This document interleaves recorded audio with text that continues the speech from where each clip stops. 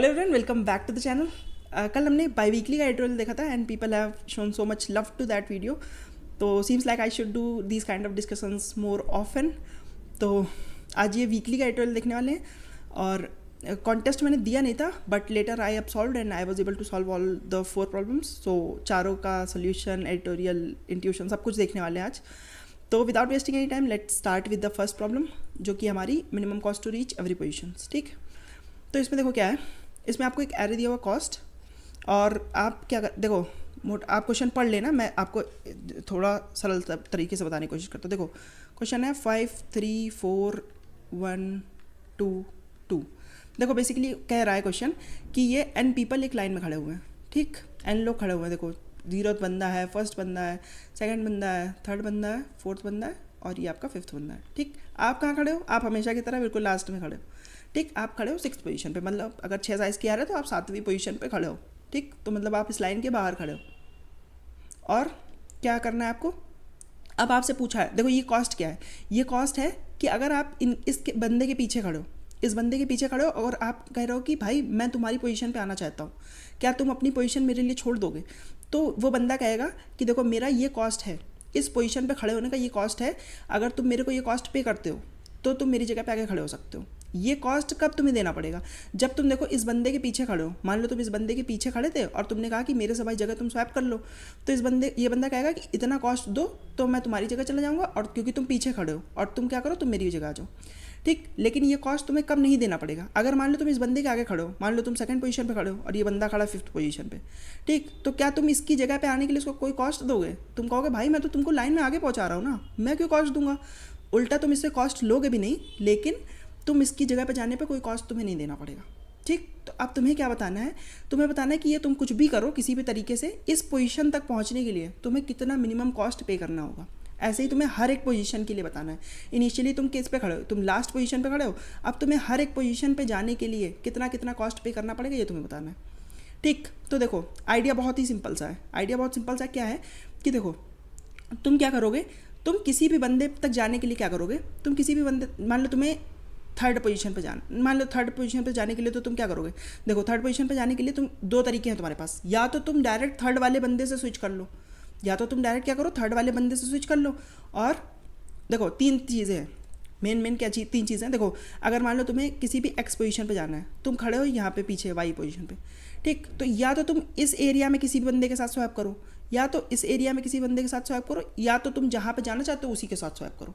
3 तरीके हैं। अब इसमें से देखो एक तरीका एलिमिनेट कैसे करता हूँ मैं। y से तुम्हें x पे जाना है। ठीक, तो अब तुम्हें इसका जो कॉस्ट है, इसका कॉस्ट मान लो c है, ये c कॉस्ट तो तुम्हें देना ही पड़ेगा। ठीक, बात समझ में आ रही है? इस बंदे को इस पोजीशन पे जाना और क्योंकि ये इसके पीछे है तो ये सी कॉस्ट तो पे करना ही पड़ेगा। तुम कह रहे हो कि अगर तुम्हें इस वाली इसमें पहले चले जाओ, मैंने कहा कि ये जो x और y के बीच की जगह है, यहाँ पे तुम पहले एक स्विच मार लो और फिर दूसरा स्विच मार के तुम इस x पे चले जाना। तो तुम कहोगे भाई ये सब करना ही क्यों है, तुम्हें इसके पहले जाना ही क्यों है? अगर यहाँ पे तुम कभी जाओगे तो मान लो C1 के साथ तुमने स्वाइप किया तो तुम्हें पहले इसका C1 कॉस्ट देना है, फिर ये C1 जब C पे जाएगा तो इसका भी C कॉस्ट देगा।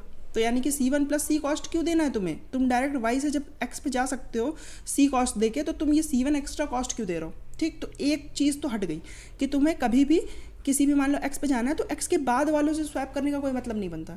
ठीक, मतलब किस चीज़ का बनता है? मतलब बनता है इस वाले रीजन का। इस वाले रीजन में तुम किसी बंदे के साथ स्वैप कर सकते हो। क्यों? क्योंकि तुम्हें यहाँ पे कभी भी किसी के साथ भी स्वैप करोगे तो उससे तुम्हें इस x पे जाने का कोई भी कॉस्ट नहीं पे करना है। क्यों? क्योंकि ये बंदा इस x से आगे है पोजीशन पे।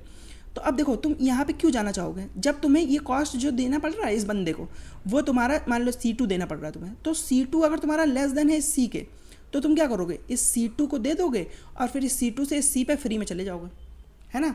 तो आइडिया यही है। आइडिया क्या है कि किसी भी बंदे पे जाने के लिए तुम क्या कर सकते हो? 2 चीज़ें कर सकते हो, या तो डायरेक्ट इससे स्वैप करो, या तो इससे पहले वाले रीजन में जो मिनिमम कॉस्ट में तुम्हें अपने से स्वैप करवाने दे रहा है उससे जाके स्वैप कर लो। ठीक, तो अब जल्दी से सॉल्यूशन देख लेते हैं। देखो सॉल्यूशन बता ही दिया मैंने एक तरीके से। क्या था सॉल्यूशन? मान लो 5 3 4 1 2 6 मान लो ये है। ठीक, तो अब देखो क्या करोगे, तुम लास्ट में खड़े हो यहाँ पे। तुमने कहा कि जल्दी से एक बार पोजीशन डाल देते हैं। इसकी 0 है, इसकी 1 है, इसकी 2 है, ये 3 है, ये 4 है, ये 5 है और तुम खड़े हो 6th पोजीशन पे। ठीक, तुम्हें जाना है कहाँ पे, जीरो वाली पोजीशन पे। तो या तो इसका कॉस्ट या तो इससे पहले का जो भी मिनिमम कॉस्ट है उससे तुम स्वैप करना चाहोगे, तो इससे पहले कोई बंदा नहीं तो तुम्हें डायरेक्ट इसी से ही स्वैप करना पड़ेगा। तो यहाँ तक जाने का 5 कॉस्ट हो गया। इस 1 वाली पोजीशन पे जाने का क्या है, या तो तुम 3 कॉस्ट पे करो या तो इससे पहले तुम कोई मिनिमम कॉस्ट अगर तुम्हें मिल जाए, इससे पहले तो 5 ही है मिनिमम, तो 3 ही पे करना चाहोगे तुम।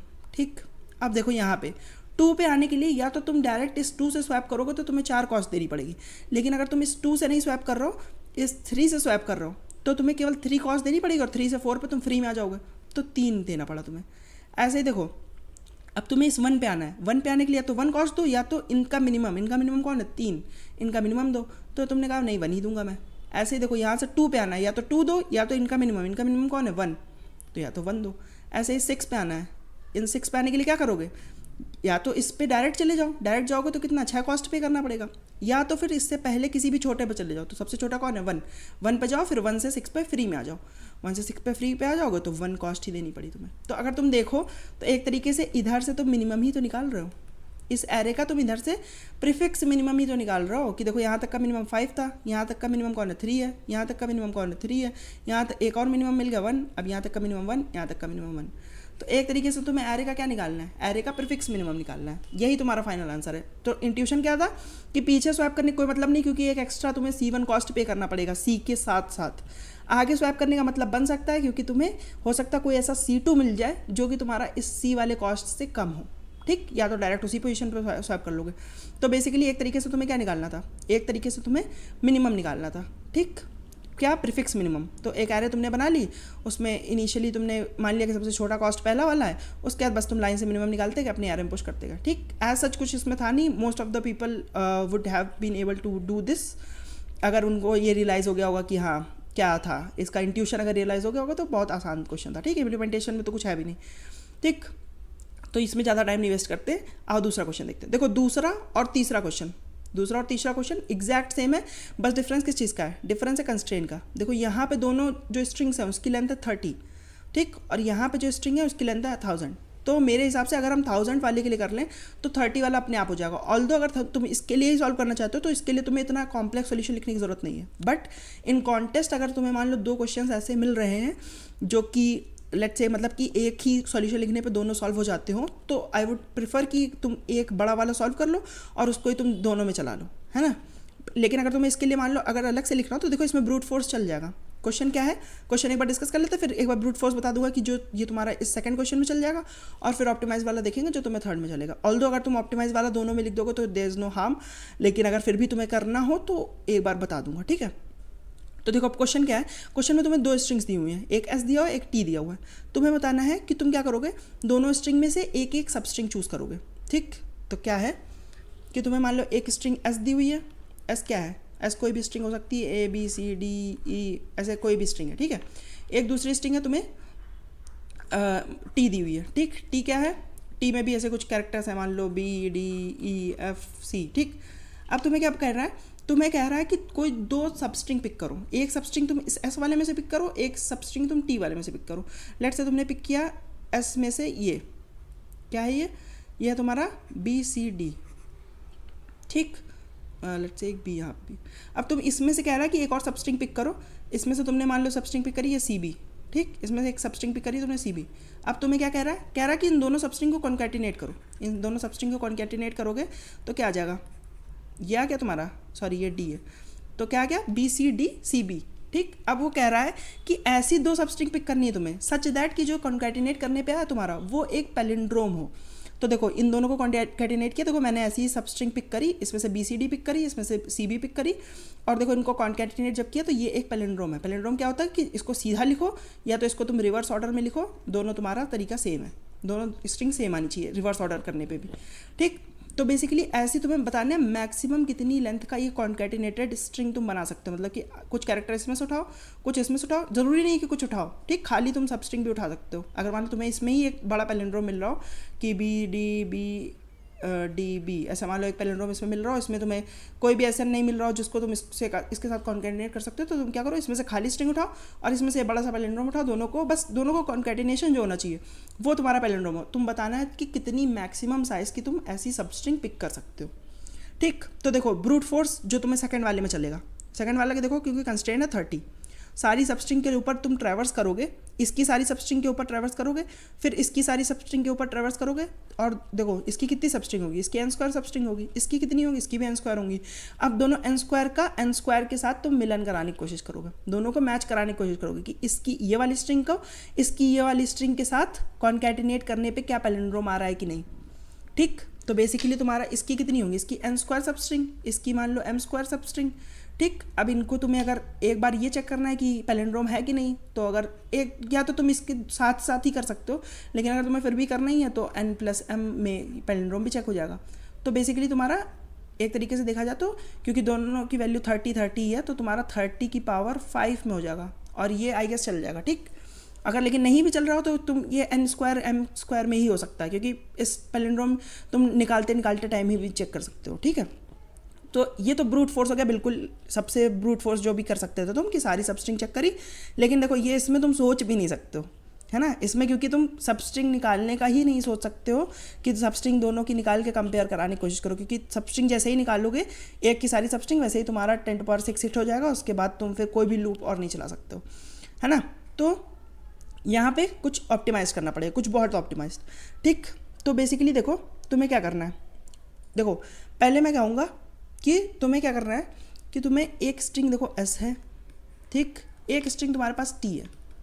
अब तुम्हें कोई इसमें से कुछ पिक कैरेक्टर्स पिक करने हैं लगातार कॉन्जिक्यूटिव, इसमें से कुछ लगातार कॉन्जिक्यूटिव कैरेक्टर्स पिक करने हैं। देखो इसकी पॉसिबिलिटी बहुत सारी हो सकती है ना, और तुम्हें चाहिए मैक्सिमम। देखो जब भी मैक्सिमम की बात आती है तुम्हारा दिमाग की बहुत सारी पॉसिबिलिटीज़ हैं, इसकी वाली स्ट्रिंग का इसकी वाली स्ट्रिंग के साथ, इसकी वाली सबस्ट्रिंग का इसकी वाली सबस्ट्रिंग के साथ, पॉसिबिलिटीज़ बहुत सारी है। जब भी ऐसा कोई खेल आए तुम्हारा कि पॉसिबिलिटीज़ का बहुत सारा तुम्हारे पास काम है, ठीक, बहुत सारी पॉसिबिलिटीज़ तुम्हें देखनी है, और उसके बाद कोई एक ऑप्टिमाइज चीज़ तुम्हें निकाल के देनी है, या तो मैक्सिमम देना है, मिनिमम देना है, टोटल काउंट देना है, कुछ भी ऐसा है। तो तुम्हारा दिमाग सबसे पहले किस तरफ जाना चाहिए, तुम्हारा दिमाग सबसे पहले जाना चाहिए डीपी की तरफ, क्योंकि डीपी एक ऐसी चीज़ है जो बहुत सारे सॉल्यूशंस को देख के उनमें से तुम्हें ऑप्टिमल निकाल के देता है। ठीक, तो हमारा दिमाग जाएगा डीपी की तरफ। बहुत सारे लोगों ने हो सकता है सोच भी लिया हो कि हाँ डीपी, क्योंकि कंस्ट्रेंट्स भी उस हिसाब से हैं कि तुम्हारा कंस्ट्रेंट भी 1000 है, तो तुम्हें लग रहा होगा कि हाँ 1000 क्रॉस 1000 का कुछ डीपी बना के कुछ कर सकते हैं। ठीक है, लेकिन देखो डीपी तो है, आई एग्री, लेकिन डीपी ऐसे सीधी सीधी नहीं लगा सकते तुम। डीपी के लिए तुम्हें कुछ प्री कंप्यूट भी करना पड़ेगा। अब देखो हो सकता है कि जब मैं तुम्हारे साथ डीपी का सोल्यूशन डिस्कस करना चालू करूँ तो तुम्हारे दिमाग में बहुत सारी चीज़ें आना चालू हो जाए, लेकिन देखो मैं पहले कहूँगा कि तुम्हें फेथ रखना है। मैं क्या करूँगा, मैं डीपी में जो एक्स्ट्रा चीज़ यूज़ हो रही है उसको मैं as a black box treat करूँगा, एज अ क्या, ब्लैक बॉक्स। की देखो मैं तुमसे कहूँगा कि ये चीज़ हम बाद में निकालेंगे। कुछ चीज़ मैं तुमसे कहूँगा कि डीपी में किसी चीज़ का मान लो हमें ज़रूरत पड़ रही हो, ठीक, किसी भी पर्टिकुलर चीज़ की कि इस स्ट्रिंग में हमें ऑर्डर ऑफ 1 में मान लो निकालना है कि ये सबसे बड़ी पैलिंड्रोमिक सबस्ट्रिंग क्या है, ऐसा कुछ निकालने की कोशिश पड़ेगी हमें ज़रूरत अभी। ठीक है, तो मैं तुमसे कहूँगा कि ये हमारा ऑर्डर ऑफ 1 में निकल जाएगा, तो हो सकता है उस समय तुम्हारा दिमाग कहे कि नहीं सोचो कि कैसे निकलेगी, ऑर्डर ऑफ 1 में कैसे निकाल देंगे हम, तो तुम्हारा दिमाग हो सकता है उस दिशा में जाने की कोशिश करे। तो उस समय तुम्हें क्या करना है, उस समय तुम्हें अपने दिमाग को थोड़ा सा शांत रखना है। ठीक, उस समय तुम्हें सोचना है कि ये बाद में हमें पता चलेगा कि कैसे निकालें। देखो उसको बाद में तो डिस्कस करूँगा ही मैं, लेकिन अगर मैं अभी तुम्हें वो बताने लगूँगा तो तुम्हें वो इंट्यूशन वाला पार्ट तुम मिस कर दोगे। ठीक, अगर अभी मैं तुम्हें बताने लगूँ कि ये तो तुम सॉल्यूशन को एक तरीके से रटने की कोशिश करने लगोगे। तो इसलिए क्या करना है तुम्हें, इसलिए मैं जो कहूँगा कि ये हम बाद में डिस्कस करेंगे तो उसको तुम्हें फेथ रखना है कि हाँ बाद में तुम्हें पता चल जाएगा। उस टाइम पे अपने दिमाग को नहीं दौड़ाना उस दिशा में कि इसको ऑर्डर ऑफ 1 में तुम कैसे कर दोगे। ठीक, उस टाइम तुम्हें केवल डीपी का इंट्यूशन रखना है कि अगर मान लो हमें सब कुछ पता है, सब कुछ हमें किसी ने सारी रेसिपी बना के दे दी है, तो हमें बस इसको मिलाना है। मिलाएंगे कैसे हम, ठीक, सारे मटेरियल अलग अलग हमें मिल जाएंगे, इसको बस हमें किसी तरीके से फ्रेम करना है। ठीक, तो ये चीज़ मैंने बता दी। देखो ये बहुत ज़रूरी चीज़ है, हो सकता है तुम इग्नोर करने की कोशिश करो, लेकिन अगर दिमाग तुम्हारा उस दिशा में जाएगा तो तुम ये डीपी वाला इंट्यूशन मिस कर दोगे। ठीक, अब अगर तुमने ये सब सोच लिया है, तुम्हारे दिमाग में बैठ गई ये चीज़, तो अब आओ देखें। ठीक, अब देखते हैं कि डीपी का क्या इंट्यूशन है, कैसे लगेगी डीपी। देखो बेसिकली डीपी में क्या होता है, डीपी में सबसे पहले तुम्हें स्टेट सोचनी है। स्टेट क्या, कि तुम क्या चीज़ स्टोर करना चाहोगे अपनी डीपी में। तो देखो तुम्हें करना क्या है, तुम्हें एक स्ट्रिंग दी है एस, इस स्ट्रिंग में से तुम्हें एक सब स्ट्रिंग पिक करनी है। एक स्ट्रिंग दी है तुम्हें टी, इसमें से तुम्हें एक सब स्ट्रिंग पिक करनी है। ठीक, और क्या बाद में क्या करना है, बाद में इसकी इतनी सब स्ट्रिंग और इसकी इतनी सब स्ट्रिंग को मिला के तुम्हें कुछ बनाना है। ठीक, तो बेसिकली अगर देखो तो तुम्हें 2 इंडेक्स ही स्टोर कर सकते हो एट मैक्स, क्योंकि तुम्हारा 1000 अगेन रिस्ट्रिक्शन तुम्हारा है कि 2 ही चीज़ को तुम मेमोराइज कर सकते हो। क्योंकि दोनों की लिमिट जो है वो 1000 है। ठीक, तो देखो ये एक सबस्ट्रिंग है तुम्हारी और ये एक सबस्ट्रिंग है। ये सबस्ट्रिंग तुम्हें लेके चलनी है कि किसी भी की दो सबस्ट्रिंग लेके चलनी है। तो मैं कहता हूँ देखो इसका स्टार्टिंग पॉइंट लेके चलो और ये जो दूसरी सबस्ट्रिंग है इसका एंड पॉइंट लेके चलो। क्योंकि देखो पैलिंड्रोम में क्या काम है, पैलिंड्रोम हमेशा तुम्हारा पहली को लास्ट वाले से कंपेयर करोगे। पहले को लास्ट वाले से अगर तुम नहीं कंपेयर कर पा रहे हो तो तुम पैलिंड्रोम ही नहीं चेक कर पाओगे। क्योंकि तुम्हें पैलिंड्रोम चेक करना है तो हमेशा तुम्हें सबसे पहली स्ट्रिंग का पहला कैरेक्टर और आखिरी स्ट्रिंग का आखिरी कैरेक्टर ये तो लेके चलना ही है तुम्हें। ठीक, तो अगर ये दो चीज़ें तुम लेके चल रहे हो तो किस तरीके से इसको करने की कोशिश करोगे, आइए देखते हैं। ठीक, तो बेसिकली मैंने क्या कहा, मैंने कहा कि मेरे पास एक स्ट्रिंग एस है और मेरे पास एक स्ट्रिंग टी है। ठीक, दो स्ट्रिंग्स है मेरे पास। अब मैंने कहा कि किसी भी पॉइंट को मैंने जे मान लिया कि यहाँ से ये मेरी स्ट्रिंग का आखिरी पॉइंट है और ये मेरी स्ट्रिंग का पहला पॉइंट है। ठीक, अब इस आई वाले कैरेक्टर को मैं जे वाले कैरेक्टर से कंपेयर कर रहा हूँ, तभी मैं कह सकता हूँ कि ये मेरी पैलिंड्रोम में ऐड होगा। तभी मैं कह सकता हूँ कि मेरे पैलिंड्रोम में ऐड होगा, क्योंकि तुम क्या कर रहे हो, एक तरीके से अपनी जो फाइनल जो कॉन्केटिनेटेड सबस्ट्रिंग है उसको तुम एक तरीके से फॉर्म करने की कोशिश करो। तो देखो पहला कैरेक्टर जो होगा वो तुम्हारा आखिरी कैरेक्टर के बराबर होना चाहिए, तभी पैलिंड्रोम होगा। ठीक, पैलिंड्रोम की क्योंकि यही निशानी है कि पहला वाला लास्ट से, सेकंड वाला सेकंड लास्ट से, थर्ड वाला थर्ड लास्ट है, ये सब बराबर होने चाहिए। ठीक, तो अब क्या करने की कोशिश करोगे, तुम ये पहले कैरेक्टर को इस लास्ट वाले कैरेक्टर से कंपेयर करने की कोशिश करोगे। अगर दोनों कैरेक्टर्स कंपेयर हो जाते हैं, अगर दोनों कैरेक्टर्स कंपेयर हो जाते हैं तो तुम क्या करोगे, अगर मान लो तुम्हारा ये आई वाला ये जे वाले से कंपेयर हो गया तो तुमने कहा कि ये दोनों तो निकल आए, मतलब कि मेरी सबस्ट्रिंग का एक एक कैरेक्टर तो मुझे मिल गया क्योंकि ये दोनों सेम है, इक्वल है। तो यानी कि एस ऑफ आई अगर तुम्हारा कभी भी इक्वल हो गया टी ऑफ आई से तो तुम कह सकते हो कि देखो दो कैरेक्टर तुम्हें मिल गए, अपनी स्ट्रिंग के दो कैरेक्टर मिल गए। अब तुम क्या करने की कोशिश करोगे, अब तुम कहोगे कि इस i+1 से लेके i+1 में से लेके जो स्ट्रिंग है पूरी और ये j-1 से लेके जो स्ट्रिंग है इसमें तुम बता दो कि मेरा मैक्सिमम कितना और हम सब स्ट्रिंग इकट्ठी कर सकते हैं, मैक्सिमम इधर से कितनी इकट्ठी कर सकते हैं, इधर से कितनी इकट्ठी कर सकते हैं। ठीक है, तो अब ये करने की कोशिश करोगे तुम। अभी तुम्हारी प्रॉब्लम क्या थी, अभी तुम्हारी प्रॉब्लम थी कि एस के आई वाली स्ट्रिंग से लेके पूरा एन तक देख रहा हूँ मैं और इसकी जे 0 से लेके इसको जे तक देख रहा हूँ। अभी मेरे पास ये पूरा सर्च स्पेस है, इसमें से ही मैं कैरेक्टर एक एक करके पिक कर रहा हूँ। आई वाले को जे वाले से कंपेयर करा, अगर आई और जे वाला कैरेक्टर इक्वल है तो तुमने कहा कि दो लेंथ की तो मिल गई मुझे। अब तुम क्या करो, अब तुम i+1 से लेके पूरी लास्ट तक जो भी देखना है तुम्हें देखो और ये j-1 से देखो। ठीक, क्योंकि ये दोनों कैरेक्टर आपस में कंपेयर होके मेरी फाइनल स्ट्रिंग का पार्ट बन चुके हैं। ठीक, ये तो एक तुम्हारा अच्छा केस हो गया जब तुम्हारा कंपेयर हो गई, दोनों वैल्यू इक्वल हो गई। अगर मान लो इक्वल नहीं होती वैल्यूज़ तो क्या करते तुम, मान लो तुम्हारा ये जो आई वाला कैरेक्टर है ये तुम्हारा जे वाले कैरेक्टर से इक्वल नहीं होता, तब क्या करते तुम, तब देखो क्या कर सकते थे तुम, तब तुम्हें क्या करना पड़ता, तब तुम्हें इस आई से लेके जो तुम मैक्सिमम साइज़ की सबस्ट्रिंग बना सकते हो। क्योंकि देखो ये वाला केस तो तुम्हारा ख़त्म हो गया, मान लो ए है इधर एक स्ट्रिंग और ये CV कुछ भी बहुत सारी बड़ी स्ट्रिंग है। ठीक है, और इधर क्या है तुम्हारा, इधर है तुम्हारा DB मान लो कुछ ऐसा है। ठीक, ए मान लो ये स्ट्रिंग है। ठीक है, तुम्हारा ये J यहाँ पे था, तुम्हारा ये I यहाँ पे था।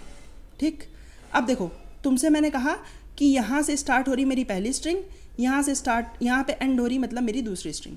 ठीक, दोनों को कॉन्केटिनेट करूँगा बाद में मैं। तुमसे कहा गया कि आई वाले कैरेक्टर को जे वाले कैरेक्टर से कंपेयर करो क्योंकि ये मेरे एक्सट्रीम एंड्स हैं जिसको मैं देख रहा हूँ। तो तुमने कहा ए तो बी के इक्वल ही नहीं है, ए बी के इक्वल ही नहीं है, तो मेरी ये स्ट्रिंग का पार्ट अब नहीं बन सकते हैं, मेरी सब स्ट्रिंग का पार्ट ये दोनों कैरेक्टर्स नहीं बन सकते हैं। तो अब क्या करने की कोशिश करोगे, अब तुम क्या करोगे, अब तुम मैक्सिमाइज़ करने की कोशिश करोगे अपने आंसर को।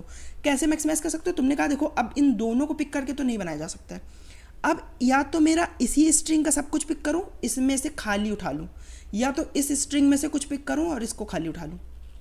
ठीक, तो क्या करने की कोशिश करोगे तुम, इस स्ट्रिंग से तुम पूछोगे कि बताओ मेरे बाद मेरे को लेके मेरे बाद कितनी मैक्सिमम साइज़ की मैं वो बना सकता हूँ पैलिंड्रोमिक सबस्ट्रिंग। तो इसने कहा देखो A तुमको लेके A साइज़ की पैलिंड्रोमिक सबस्ट्रिंग बन सकती है, यानी कि तुमको लेके 3 साइज़ की पैलिंड्रोमिक सबस्ट्रिंग बन सकती है। और इसने पूछा कि बताओ मेरे को लेके मेरे से पहले कितनी साइज़ की बन सकती है, क्योंकि वो देखो वो बाद वाला है, वो पूछेगा कि मेरे को लोगे, मेरे आखिरी कैरेक्टर की तरह मुझे लोगे, और मेरे पहले बताओ कितनी बड़ी साइज़ की सबस्ट्रिंग बन सकती है पैलिंड्रोमिक। और ये बोलेगा क्योंकि ये आगे वाला कैरेक्टर है, ये बोलेगा कि मेरे बाद कितनी साइज़ की बन सकती है। तो इसने कहा कि 3 साइज़ की बन सकती है, और ये बाद वाले से पूछा गया तो बाद वाले ने कहा कि खाली B ही है तो 1 साइज़ की बन सकती है। तो अब बताओ तुम A लेना चाहोगे या फिर ये B लेना चाहोगे। ऑफ कोर्स तुम ए बी ए लेना चाहोगे, तो तुम ये ए बी ए का 3 लेके चलना चाहोगे। ठीक, हो सकता है मैंने कुछ कन्फ्यूजन्स तुम्हारे दिमाग में पैदा कर दिए। अभी एक सेकंड उस कन्फ्यूजन को सॉल्व कर देता हूँ। देखो क्या कहना चाह रहा हूँ मैं कहना चाह रहा हूँ, ये था मेरी स्ट्रिंग, मान लो ए बी ए और ये डी मान लो। ठीक, ये मेरी है पहली वाली स्ट्रिंग, ये मेरी है एस वाली स्ट्रिंग। टी वाली स्ट्रिंग क्या थी, कुछ डी बी ऐसे कुछ ए ऐसे कुछ करके दिया था मैंने शायद। ठीक, लेट्स से यहाँ पे एक लास्ट में इसको नहीं कुछ और कर देते हो ताकि तुम्हारा मैच ना हो। ठीक, ये लेट्स से ये स्ट्रिंग है। ठीक, अभी मैंने क्या कहा था कि तुम इस वाले आई से स्टार्ट कर रहे हो और इस वाले तुम जे से स्टार्ट कर रहे हो। ठीक, अब मैंने क्या कहा था कि तुम क्या करोगे, सबसे पहले इस आई वाले कैरेक्टर को इस जे वाले कैरेक्टर से कंपेयर करोगे। आई वाले कैरेक्टर को जे वाले कैरेक्टर से कंपेयर करके क्या कहोगे कि क्या तुम दोनों सेम हो। अगर तुम दोनों सेम हो तो क्या कर सकते हैं हम, अगर तुम दोनों सेम हो तो या तुमको मैं पहला कैरेक्टर और तुमको मैं आखिरी कैरेक्टर अपनी स्ट्रिंग का बना लूँगा। क्यों, क्योंकि मेरे पास कंडीशन क्या है, मेरे पास कंडीशन है कि इधर की एक सब स्ट्रिंग और इधर की एक सब स्ट्रिंग ला के इन दोनों को कॉन्केटिनेट करना है और फाइनल सब स्ट्रिंग मेरी पैलिंड्रोम होनी चाहिए। तो इसलिए फर्स्ट कैरेक्टर लास्ट कैरेक्टर के इक्वल होना ही चाहिए। ठीक, तो अब देखो, अब तुमने क्योंकि सी और सी तुम्हारा इक्वल हो गया, तो अब तुमसे क्या कहा गया, अब तुमसे कहा गया कि इस आई के लिए तो फैसला हो चुका है, आई प्लस 1 से आगे की स्ट्रिंग को जितना ज़्यादा तुम मैच कर सकते हो जे माइनस 1 से पूरी 0 तक की स्ट्रिंग के साथ, उतना तुम करने की कोशिश करोगे। अब देखो, इसने कहा कि क्या तुम्हारा ये वाला कैरेक्टर तुम्हारे इस कैरेक्टर के इक्वल है। अगर ये दोनों इक्वल होते तो यहाँ पे क्या करते, तुम फिर से ए लिख देते। अगर मान लो ये भी ए होता तो यहाँ पे फिर से ए लिख देते और फिर आगे के लिए पता करने की कोशिश करते, है ना। लेकिन यहाँ तो ऐसा हुआ नहीं, यहाँ तो ऐसा हुआ नहीं, यहाँ तो ये दोनों ए के इक्वल है नहीं, तो यानी कि ये ए तुम यहाँ पे नहीं रख सकते हो। ठीक, तो अब तुमसे क्या कहा गया, अब तुमसे कहा गया देखो जो कंडीशन में चेक करता हुआ आ रहा था कि इक्वल वाली, वो तो फेल हो गई। मतलब कि अब एक एक कैरेक्टर तो दोनों तरफ से नहीं उठा सकता, और तुम अगर ये कहना चाहो कि इसको छोड़ दो, इसके आगे के लिए देखो, तो वो भी नहीं हो सकता। क्यों, क्योंकि यहाँ पे सब सीक्वेंस की बात नहीं हो रही है। ये चीज़ ध्यान रखना, तुम्हारा मन करेगा कि इसको छोड़ के वो वाली चीज़ ट्राई करने की कोशिश करो कि आई प्लस 1 और इसका जे ही लेकर रखो, और इधर से या तो आई लेकर रखो और इधर से जे माइनस 1 लेकर रखो। ये तुम सब सीक्वेंस के साथ मिक्स मत करना, ये तुम इसमें नहीं कर सकते हो। क्यों, अगर क्योंकि तुमने एक भी कैरेक्टर्स बीच में से छोड़ा तो तुम्हारी ये जो स्ट्रिंग अभी तक तुम यहाँ पे बनाते हुए आ रहे हो, ये जो सी लेके चलते हुए आ रहे हो, ये तुम्हारा यहीं से ख़त्म हो जाएगा, क्योंकि तुम्हें सब स्ट्रिंग उठानी है, सब सीक्वेंस नहीं। अगर सब सीक्वेंस उठाना होता तो ये बिल्कुल तुम्हारा फैसला सोचना जायज़ था कि तुम क्या करो, किसी भी एक कैरेक्टर को छोड़ के देख लो कि हाँ इस ए का अगर इस बी के साथ मैच नहीं हो रहा है तो हो सकता है ये आई प्लस 1 से स्ट्रिंग जो हो वो जे के साथ मैच हो जाए। ये तुम सब सीक्वेंस के साथ इसको मिक्स मत करना, ये तुम्हारा अलग प्रॉब्लम है, ये तुम्हारी सब स्ट्रिंग की प्रॉब्लम है, इसमें तुम सब सीक्वेंस नहीं लगा सकते हो। ठीक, तो अब तुम क्या कर सकते हो, अब देखो क्योंकि यहाँ से तो तुम्हारा ब्रेक हो गया, तो अगर तुम्हें अब इसका मैक्सिमम निकाल के लाना है तो मैक्सिमम कैसे निकाल के ला सकते हो, या तो तुम कर सकते हो कि ये इनिशियल जो मेरे ये सी थे इसको चेंज करो। ठीक, लेकिन हम क्या कर रहे हैं, हम हर एक आई और जे के पेयर के लिए चेक करने की कोशिश कर रहे हैं। पहले हम इस 0 से स्टार्ट करेंगे, हर एक को हम मौका देंगे कि मेरा एक्सट्रीम एंड तुम बन जाओ। ठीक है, तो ये n स्क्वायर का लूप तो हम चलाएंगे। अभी मैं देखो, अभी मैं जो ट्रैवर्सल कर रहा हूँ, ये ट्रैवर्सल एक्चुअल में करूँगा नहीं, ये मैं केवल अभी तुम्हें करके दिखा रहा हूँ। ठीक, यही चीज़ प्री कंप्यूट करने की बात हो रही है। प्री कंप्यूट क्या चीज़ करने की बात हो रही है कि देखो, अब मैंने तुमसे कहा कि देखो सी तो मैं उठा चुका हूँ ऑलरेडी, तो अगर तुम कोई कैरेक्टर छोड़ोगे तो मेरा सी जो उठाया है ये बर्बाद हो जाएगा। तो तुमसे क्या पूछा मैंने कि अब बता दो तुम कि तुम अपनी स्ट्रिंग में बेस्ट क्या निकाल सकते हो, और तुम बता दो तुम अपनी स्ट्रिंग में बेस्ट क्या निकाल सकते हो, क्योंकि तुम दोनों तो आपस में मिल के कुछ नहीं बना सकते हो। तो अब तुम दोनों जब मिल के कुछ नहीं बना सकते हो तो तुम दोनों अकेले अकेले क्या बनाने की औकात रखते हो, ये तो मुझे बता दो। ठीक, इससे पूछा गया कि तुम बताओ तुम अकेले क्या बनाने की औकात रखते हो। तो इसने कहा देखो, मैं अगर मेरे को तुम्हें लेना ही लेना है, क्योंकि सब स्ट्रिंग है, मेरे को तुम्हें लेना ही लेना है, तो देखो मेरे को मिला के 3 साइज़ का मैं एक सब स्ट्रिंग बना सकता हूँ जो कि पैलिंड्रोमिक है। मेरे को लेना ही लेना है, तो मेरे साथ लेके 3 साइज़ की मैं ऐसी सब स्ट्रिंग बना सकता हूँ जो कि पैलिंड्रोमिक है। इसने कहा ठीक है, बहुत बढ़िया, अगर मैं तुम्हें लेता हूँ तो स्ट्रिंग क्या बन जाएगी हमारी, CABA। ये मेरी पहली स्ट्रिंग से कंट्रीब्यूशन आया, और दूसरी स्ट्रिंग से क्या कंट्रीब्यूशन था, दूसरी स्ट्रिंग से खाली इस C का कंट्रीब्यूशन था, क्योंकि कोई एक ही अब कंट्रीब्यूट कर सकता है, क्योंकि इन दोनों ने अपने आप को सेम नहीं पाया। अपने आप को अगर सेम पाते तो इनको भी ले लेते, तुम दोनों स्ट्रिंग से 2-2 कैरेक्टर हो जाते, लेकिन क्योंकि सेम नहीं पाया तो तुम्हें अब क्या चाहिए, तुम्हें अब चाहिए दोनों में से किसी एक से जो बेस्ट निकल के आ रहा हो वही ले लो। ठीक, देखो अब इसका क्या निकला था, इसका 3 निकला बेस्ट, इससे पूछा गया कि तुम बताओ तुम क्या बेस्ट निकाल सकते हो। अगर मान लो तुम 5-6 कैरेक्टर का कुछ निकाल रहा हो पैलिंड्रोम, तो इसको मैं नहीं लूँगा, ये तो 3 ही गला पाया है। तुम अगर 5-6 का ले आओ तो तुमको ले लूँगा मैं। इसने कहा देखो मेरे को अगर तुम्हें लेना कंपलसरी है, क्योंकि सब स्ट्रिंग की बात हो रही है, सब सीक्वेंस की नहीं, तो मेरे को लेना कंपलसरी तो है। अगर मेरे को लेना कंपलसरी है तो मेरे से पहले देखो मेरे साथ केवल 2 साइज़ का ही सबस्ट्रिंग ऐसी बन सकती है जो पैलिंड्रोम है। बी एक ऐसी सबस्ट्रिंग मेरे साथ बन सकती है जो कि पैलिंड्रोमिक है। तो इसने कहा देखो मैं तो 2 का ला रहा हूँ, अगर तुम मुझे लोगे तो क्या होगा, पहली स्ट्रिंग से खाली सी का कॉन्ट्रीब्यूशन और दूसरी स्ट्रिंग से बी सी का कॉन्ट्रीब्यूशन। ये देखो पैलिंड्रोम लेके चल रहे हैं हम, दूसरी स्ट्रिंग से क्या BBC का कॉन्ट्रीब्यूशन, इस स्ट्रिंग से केवल सी का कॉन्ट्रीब्यूशन। तो तुम्हारा 4 साइज़ की सब स्ट्रिंग बन रही है। इसने कहा इससे अच्छा तो तुम मुझे ले लो, क्योंकि मैं 3 साइज़ का कॉन्ट्रीब्यूशन लाया था, तुम लोग ने पहले 2 साइज़ का बना के रखा था ऑलरेडी, मैं 3 का लाया तो मेरे को लेके 5 बन गया। अगर इससे पूछा गया, ये कह रहा कि तुम लोग ने 2 साइज़ का बना के रखा है, मेरे से 2 का ले लो तो 4 ही बना पाओगे। तो कौन सा लेना बेटर होगा? ऑफकोर्स ये 3 वाला है ना।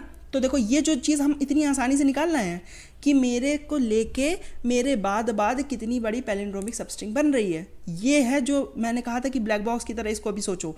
ये मत सोचो कि ये कैसे निकाल के लाएंगे, कि ये 3 कैसे आ गया, ये 2 कैसे आ गया, ये अभी मत सोचो। अभी सोचने का समय क्या है कि मैंने देखो एक कैरेक्टर उठाया यहाँ से, एक कैरेक्टर यहाँ पे रखा, दोनों अगर सेम है तो क्या करूँगा, दोनों मेरी सबस्ट्रिंग का पार्ट बन जाएंगे, एक इस एंड पे एक इस एंड पे।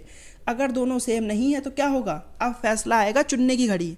अब चुनने की घड़ी क्या है कि या तो इधर वाले को लो या तो इधर वाले को लो, दोनों में से जो मेरा बेटर लेके आएगा उसको मैं ले लूँगा, जो बेकार लेके आएगा उसको वहीं छोड़ दूँगा। ठीक, अब ये बेटर और बेकार कैसे आएगा ये अब आगे देखते हैं हम। ठीक है, तो देखो अभी तुमको समझ में आ चुका होगा कि हम DP किस तरीके से लगा रहे हैं। DP किस तरीके से लगा रहे हैं, एक I उठा रहे हैं, एक J पे रख रहे हैं हम पॉइंटर। उसके बाद अगर मेरा देखो सेम हो गया तो बेसिकली हम कर क्या रहे हैं, अगर मेरा DP ऑफ IJ का फैसला किस तरीके से हो रहा है, DP ऑफ IJ का फैसला इस तरीके से हो रहा है कि अगर तुमने दोनों सबस्ट्रिंग कंपेयर करने की कोशिश करी, अगर तुम्हारा S ऑफ I जो है वो T ऑफ I के इक्वल है, अगर दोनों एक्सट्रीम एंड्स बराबर हैं, एक्सट्रीम एंड्स बराबर है तो क्या होगा, दोनों को तुम अपने आंसर में लेना चाहोगे। तो तुमने कहा तुम लाओगे 2 प्लस क्या DP ऑफ क्या, DP ऑफ ये वाला कैरेक्टर आ गया मेरे आंसर में, ये वाला कैरेक्टर आ गया, T ऑफ J था सॉरी ये, ठीक, क्योंकि एंड पे दूसरी स्ट्रिंग पे J रखा हुआ है, पहली स्ट्रिंग पे I रखा हुआ है। I को ले चुके हो तुम, तो DP ऑफ क्या पता करके लाओगे, I+1 से तुम बताओ और इधर J-1 से बताओ। ठीक, दोनों में इधर I+1 से बताओ, इधर तुम J-1 से बताओ, क्या तुम्हारा बेटर आंसर आ रहा है। और अगर मान लो ये दोनों सेम नहीं है तो क्या कहा गया तुमसे, तो तुमसे कहा गया कि तुम क्या करो, तुम बता दो मुझे, अगर ये दोनों सेम नहीं है तो क्या कहा गया, तो तुम बता दो कि अभी तक तो जो आ गया वो आ गया, ठीक है। अगर दोनों कैरेक्टर्स बराबर नहीं है तो क्या चीज़ आएगी, तो तुम्हारा आ जाएगा, क्या बताना है तुम्हें, तो तुम्हें बताना है कि एक जो तुम ब्लैक बॉक्स पर भरोसा कर रहे थे, तो तुमने ब्लैक बॉक्स से पूछा कि ब्लैक बॉक्स तुम बता दो कि क्या मेरा जो आई से लेके कितनी भी साइज़ की वो सबस्ट्रिंग जो बन रही है, ब्लैक बॉक्स से तुमने कहा कि आई से आगे जितनी भी मैक्सिमम साइज़ की सबस्ट्रिंग बन रही है वो तुम दे दो मुझे। वो मान लो इसने दिया x और इसने पूछा कि ब्लैक बॉक्स तुम बता दो कि कुछ मेरा पहले का लो और लास्ट में मेरा J होना ही होना चाहिए, मैंडेटरी है। अब बताओ कितने साइज़ की इधर से सबस्ट्रिंग बन रही है, तो इसने कहा वो मान लो y है, तो इन दोनों का जो मैक्स होगा x और y का, ये तुम्हारा इधर से आ जाएगा। ठीक, अगर दोनों कैरेक्टर मैच हो गए तो क्या होगा, दोनों को अपनी सबस्ट्रिंग में रखोगे तो उसका 2 ऐड हो गया। ये 2 कहाँ से आया कि एक कैरेक्टर इधर रखा गया, एक कैरेक्टर इधर रखा गया, तो एक इसका 2 लेंथ एक्स्ट्रा बढ़ गई।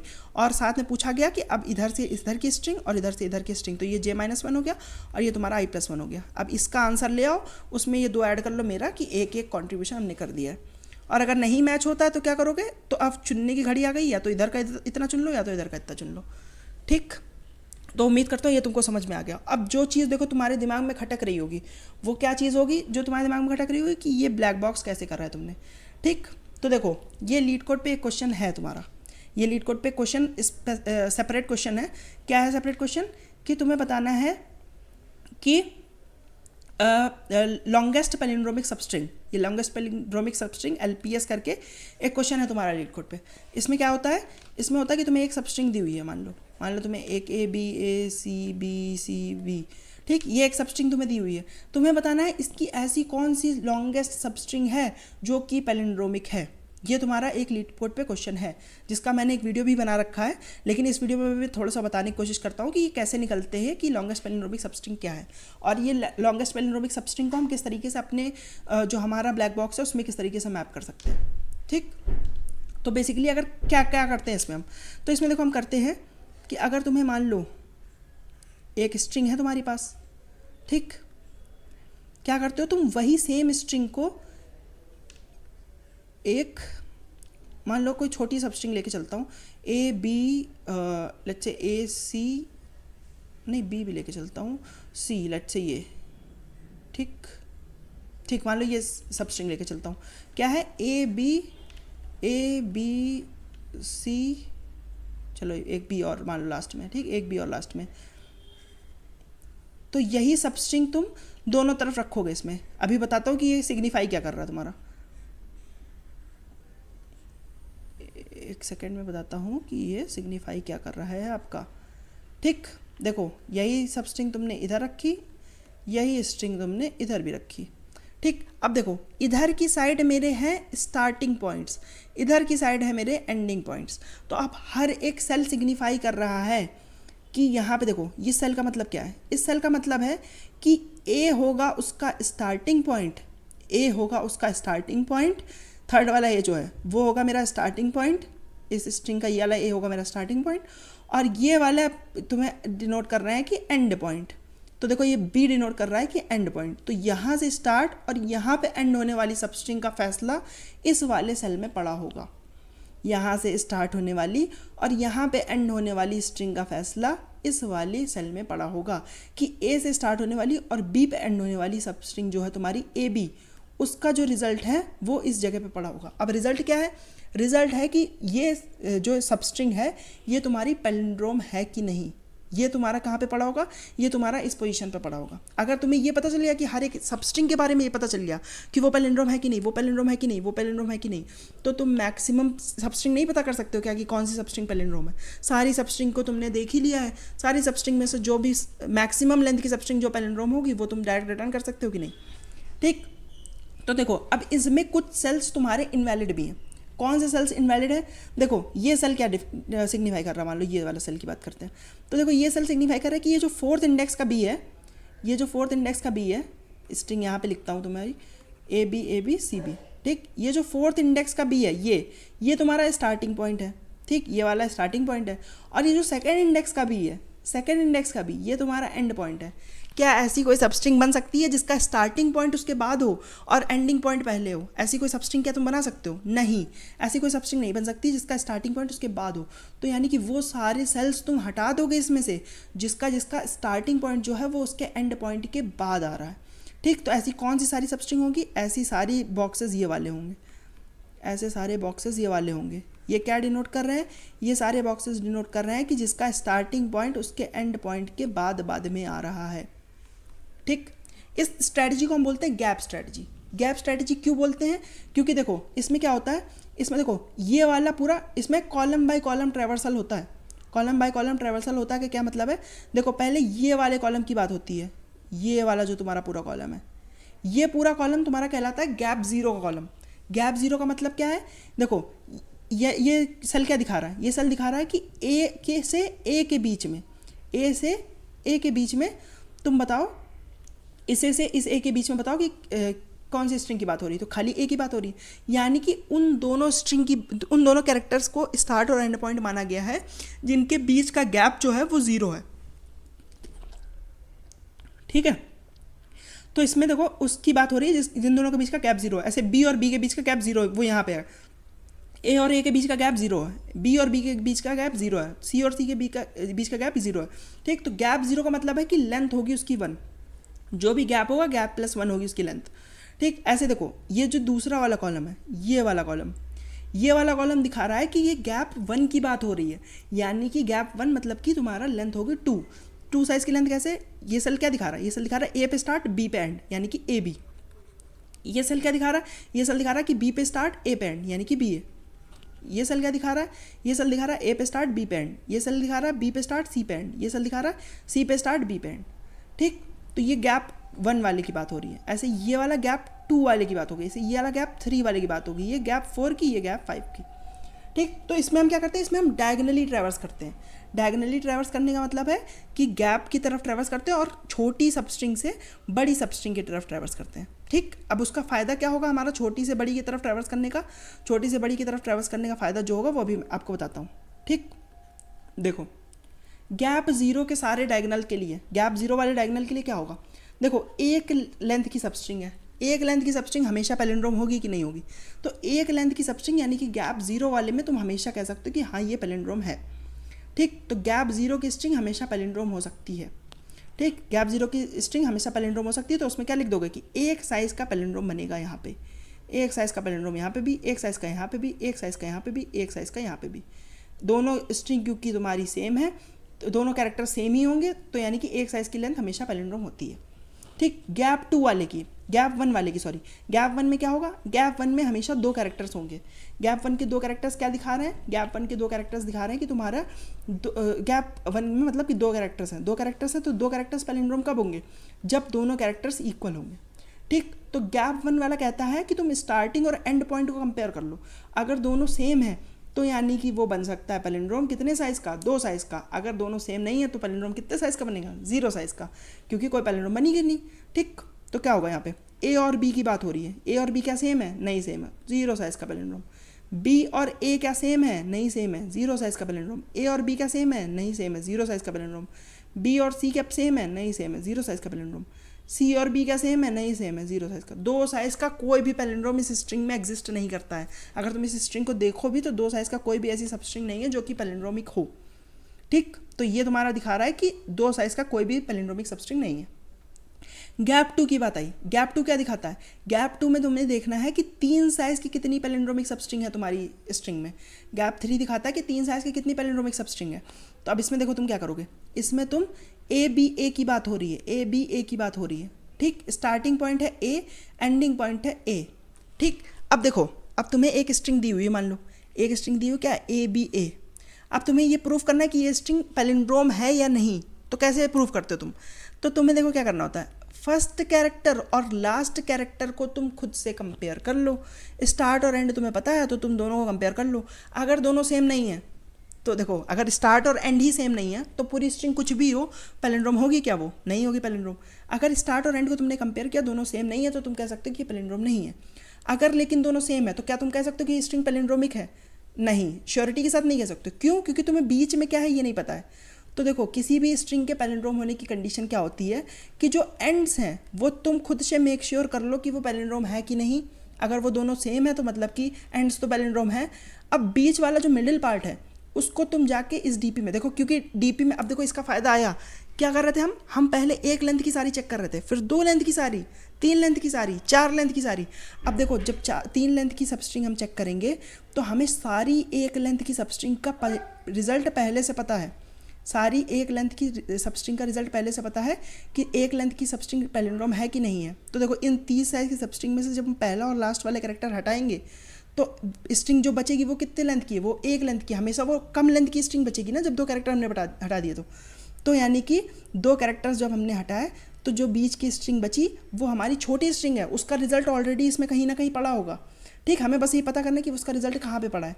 तो अगर हमें देखो एंड्स हमने कंपेयर कर लिए, बीच की स्ट्रिंग हम पता कर सकते हैं कि ये पैलिंड्रोम है कि नहीं। अगर एंड्स बराबर हैं और बीच की स्ट्रिंग पैलिंड्रोम है तो पूरी स्ट्रिंग पैलिंड्रोम होगी। अगर एंड्स बराबर हैं और बीच की स्ट्रिंग पैलिंड्रोम नहीं है तो भी पैलिंड्रोम नहीं होगी। अगर एंड्स ही बराबर नहीं, बीच की स्ट्रिंग कुछ भी हो, पैलिंड्रोम नहीं होगा, ठीक। ये तीन कंडीशंस हो सकती है तुम्हारी। तो पहले तुम चेक करोगे कि एंड्स बराबर हैं कि नहीं। अब देखो, बीच की स्ट्रिंग कैसे निकल के आएगी। बीच की स्ट्रिंग देखो, एस और ई तुम्हें पता है, ठीक है, एस और ई तुम्हें पता है। तो अब देखो, बीच की स्ट्रिंग क्या होगी, बीच की स्ट्रिंग होगी, बीच की स्ट्रिंग के लिए s+1, यानी कि एस और ई को तो तुमने खुद से कंपेयर किया। अब तुम्हें s+1 से e-1 को कंपेयर करना है। s+1 जिसका स्टार्टिंग पॉइंट है और e-1 जिसका एंड पॉइंट है। तो देखो, यहाँ पे अगर तुम खड़े हो, यहाँ पे खड़े हो तो तुम देखो s-1 कहाँ पे आएगा, s-1 कहाँ पे आएगा, सॉरी s+1 कहाँ पे आएगा। तो ये देखो, ये s था तो s+1 यानी कि ये b, ठीक। इस वाली रो की बात हो रही है।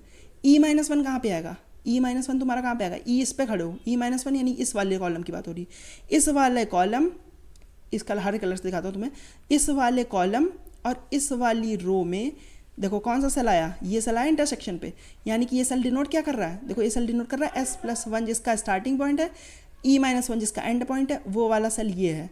और उस पर देखो 1 पड़ा हुआ है, 1 पड़ा है, इसका मतलब कि ये पैलिंड्रोम है, क्योंकि तुमने देखा कि एंड्स तुम्हारे बराबर हैं और बीच का पार्ट जो है वो पैलिंड्रोम है। तो तुम कह सकते हो कि बीच का पार्ट देखो कितनी लेंथ का पैलिंड्रोम है, एक लेंथ का। और तुमने दो कैरेक्टर्स ऑलरेडी हटा के देखे थे, दो कैरेक्टर्स क्योंकि तुमने खुद से कंपेयर किए। तो तुम कह सकते हो कि 3 लेंथ का पैलिंड्रोम मेरा ABA होगा, क्योंकि इसके एंड्स बराबर हैं, यानी कि 2 कैरेक्टर ये होगा, और बीच का मिडिल पार्ट में कितना बड़ा पैलिंड्रोम बन सकता है। बीच का मिडिल पार्ट तुम्हारा 1 साइज़ का पैलिंड्रोम है, तो ये तुम्हारा 3 साइज़ का पैलिंड्रोम आ गया। ठीक, ऐसे ही अब देखो सारे सेल्स तुम भर लोगे। सारे सेल्स भरने के लिए क्या करना है तुम्हें, बस डायगनली ट्रैवर्स करना है, ये याद रखना है, क्योंकि तुम्हें जब 4 साइज़ की सबस्ट्रिंग की बात हो रही होगी तो तुम्हें 2 साइज़ की सबस्ट्रिंग का रिजल्ट पहले से पता होना चाहिए। जब 5 की बात हो रही तो 4 साइज़ का पहले से पता, सॉरी 3 साइज़ का पहले से पता होना चाहिए। ठीक, तो अब देखो सारे तुम जल्दी जल्दी भरने की कोशिश करो। देखो BAB की बात हो रही है, यहाँ पे किसकी बात हो रही है, यहाँ पे बात हो रही है कि B से स्टार्ट और B पे एंड। देखो इसमें भी सेम चीज़ है, BB एंड्स बराबर है, और बीच का जो पार्ट है वो देखो सेम है, वो पैलिंड्रोम है, तो यानी कि ये भी 3 साइज़ का सबस्ट्रिंग है। ABC की बात हो रही है यहाँ पे, एंड C बराबर नहीं है तो 0 साइज़ का पैलिंड्रोम है। BC की यहाँ पे बात हो रही है, यहाँ पे BCB की बात हो रही है, एंड्स बराबर है, और बीच का पार्ट देखो पैलिंड्रोम है 1 साइज़ का, तो 3 साइज़ का ये पैलिंड्रोम हो गया। ठीक, यहाँ पे आया तुम, यहाँ पे क्या हो रहा है, A से लेके B तक की स्ट्रिंग की बात हो रही है, एंड C बराबर नहीं है, 0 साइज़ का पैलिंड्रोम। यहाँ पे किसकी बात हो रही है, B से लेके C तक की, एंड C बराबर नहीं, 0 साइज़ का पैलिंड्रोम। यहाँ पे देखो किसकी बात हो रही है, A से लेके B की, एंड C बराबर नहीं, 0 साइज़ का पैलिंड्रोम। यहाँ पे आए, यहाँ पे आए क्या करोगे, देखो A से लेके C की बात हो रही है, एंड C बराबर नहीं, 0 साइज़ का पैलिंड्रोम। यहाँ पे B से लेके B की बात हो रही है, यानी कि B से लेके B की किस स्ट्रिंग की बात हो रही है, BABCB, इस स्ट्रिंग की बात हो रही है यहाँ पे। एंड्स देखो बराबर हैं, एंड्स बराबर हैं। बीच का पार्ट क्या पैलिंड्रोम है, बीच का पार्ट तो 0 लिखा हुआ है, यानी कि पैलिंड्रोम नहीं है। बीच का पार्ट पैलिंड्रोम नहीं है तो भी एंड्स बराबर होने का कोई मतलब नहीं है, क्योंकि बीच का पार्ट ही पैलिंड्रोम नहीं है तो पूरी स्ट्रिंग पैलिंड्रोम नहीं हो सकती। ठीक, अब देखो यहाँ पे A से लेके पूरी B, यानी कि पूरी स्ट्रिंग की बात हो रही है। एंड्स बराबर है, नहीं एंड्स नहीं बराबर, तो यानी कि 0 साइज़ का पैलिंड्रोम। ठीक, देखो इससे तुम्हें अब निकाल सकते हो कि मैक्सिमम लेंथ का पैलिंड्रोम क्या होगा, वो होगा 3। ठीक, तो LPS तो सॉल्व हो गया, लेकिन हमारा मेन मोटिव क्या था, हमारा मेन मोटिव था कि इस वाले स्टार्टिंग पॉइंट के लिए हम क्या कर रहे थे, पहली स्ट्रिंग में पूछ रहे थे कि इस स्टार्टिंग पॉइंट के लिए बता दो कितनी बड़ी लेंथ का पैलिंड्रोम बन सकता है। तो देखो अब इस स्टार्टिंग पॉइंट के लिए ये सारे तुम्हें पता है कि नहीं, कि यहाँ से स्टार्ट करके तुम कितनी लेंथ का बना सकते हो। देखो वो तुम्हें इस पूरे रो में पड़ा हुआ है, इससे स्टार्ट करके तुम 1 लेंथ का बना सकते हो, यहाँ पे BB को 1 लेंथ का बना सकते हो, BA तक देखो 0 लेंथ का बनेगा, BB तक देखो 3 लेंथ का बनेगा। तो जो भी मैक्सिमम वैल्यू उस कॉलम में पड़ी होगी वही तो रिजल्ट होगा कि इसको स्टार्टिंग पॉइंट मान के किसी भी एंड पॉइंट तक कितना बड़ा तुम मैक्सिमम पैलिंड्रोम बना सकते हो। ऐसे ही दूसरा वाला क्या था, दूसरा वाला था कि इसको एंड पॉइंट मान के कितना बड़ा तुम पैलिंड्रोम बना सकते हो। तो अब देखो एंड पॉइंट यहाँ पे पड़े हुए हैं, अब तुम इस कॉलम में देख लोगे, इस कॉलम में क्या मैक्सिमम है, इस कॉलम में A को एंड मान के 1 साइज़ का बना सकते हो, B को एंड मान के 1 साइज़ का बना सकते हो, A को एंड मान के देखो 3 साइज़ मैक्सिमम है, B को एंड मान के 3 साइज़ मैक्सिमम है, C को एंड मान के 1 साइज़ मैक्सिमम है, B को एंड मान के 3 साइज़ मैक्सिमम है। ठीक, तो ये जो मैट्रिक्स कैलकुलेट करने के बाद अब तुम्हें हर एक एंड पॉइंट और हर एक स्टार्ट पॉइंट के लिए तुम्हें पता चल जाएगा कि मैक्सिमम लेंथ का पैलिंड्रोम कितना बड़ा बना सकते हो। ठीक, अब देखो ब्लैक बॉक्स जो था वो तुम्हारा काम हो गया, ये पूरा तुम प्री कंप्यूट कर सकते हो। ये प्री कंप्यूट कितने में हो जाएगा तुम्हारा, अगर स्ट्रिंग की लेंथ n है तो n² सेल्स ही तो कंप्यूट करने, और हर एक सेल को कंप्यूट करने में तुम्हें ऑर्डर ऑफ 1 टाइम लग रहा है। तो n² टाइम में या फिर m² टाइम में जिस भी स्ट्रिंग की लेंथ जो भी हो उतने टाइम में तुमने ये प्री कंप्यूट कर लिया। अब देखो यहाँ पे तुम ऑर्डर ऑफ 1 में इन दोनों क्वेरीज का जवाब दे सकते हो। ये तुमसे किसी ने पूछा कि I को स्टार्टिंग पॉइंट मान के बताओ कितने साइज़ का मैक्सिमम बना सकते हो, ये तुम ऑर्डर ऑफ 1 में उसको झट से बता दोगे। इसने पूछा कि बताओ J को एंड पॉइंट मान के कितना बड़ा बना सकते हो, यहाँ पे भी तुम झट से बता दोगे इस Y की वैल्यू। ठीक, और तुम्हें खाली मैक्सिमम ही तो निकालना है। तो देखो पहले मैंने तुम्हें DP समझा दी, और जो तुम्हारी जो चीज़ें कुछ चीज़ों पे तुमने को कहा कि इस पर फेथ रखो, अब वो चीज़ों मैंने तुम्हें बाद में क्लियर कर दी। अब अगर तुम्हें पूरा सॉल्यूशन क्लियर हो गया हो तो एक बार इसको हम देख लेते कि कोड में कैसे लिखा गया है। ठीक, मैंने समझाने की कोशिश करी देखो बहुत अच्छे से। अगर तुम्हें अभी भी नहीं समझ में आया तो देखो तुमने पहले, क्योंकि पहला पार्ट देखा और तुमको दूसरे पार्ट पे फेथ रखने के लिए कहा मैंने, अब तुम क्या करो, अब तुमने जो दूसरा पार्ट मैंने जिस पे फेथ रखने के लिए कहा था वो क्योंकि मैंने बाद में समझाया, अब तुमने वो समझ लिया है। अब तुम फिर से दोबारा पहले वाले पार्ट को देखो, तुम पीछे करो वीडियो को, और क्योंकि देखो अब दोबारा बताऊंगा तो वीडियो की लेंथ फालतू में बढ़ेगी। ठीक है, जिसको समझ में आ गया उसको दोबारा क्यों सुनना है। ठीक, तो तुम क्या कर सकते हो, तुम हमेशा पीछे करके देख सकते हो। तो तुमने क्योंकि अब बाद में देख लिया है जो चीज़, क्योंकि ये तुम्हें हो सकता है पहले से ना पता हो, जिसको पहले से पता होगा उसको देखो स्टार्टिंग में समझ में आ गया होगा। हो सकता है तुमने ये लॉन्गेस्ट पैलिंड्रोमिक सबस्ट्रिंग वाला क्वेश्चन ना करके रखा हो, तो अगर तुमने नहीं करा है तो देखो अब तुमने समझ लिया है, तो अब तुम क्या करो, अब फिर से पीछे जाओ। अब देखो तुम्हें वो ब्लैक बॉक्स पे भरोसा रखने की ज़रूरत नहीं है। पिछली बार जब तुम समझ रहे थे तो तुम्हें भरोसा रखने की ज़रूरत थी, अब तुम्हें उस पर भरोसा रखने की ज़रूरत नहीं है। अब तुम्हारे दिमाग में क्लियर है कि किस तरीके से निकलेगा ये। ठीक, तो अब तुम क्या करो, अब तुम फिर से पीछे जाओ और अब फिर से तुम पीछे से देखते हुए आओ। अब की तुम्हें क्योंकि पूरा क्लियर पिक्चर होगी कि ये जो कह रहा है कि ये हमें पता चल जाएगा ऑर्डर ऑफ वन में, वो एक्चुअल में कैसे पता चलेगा ऑर्डर ऑफ वन में।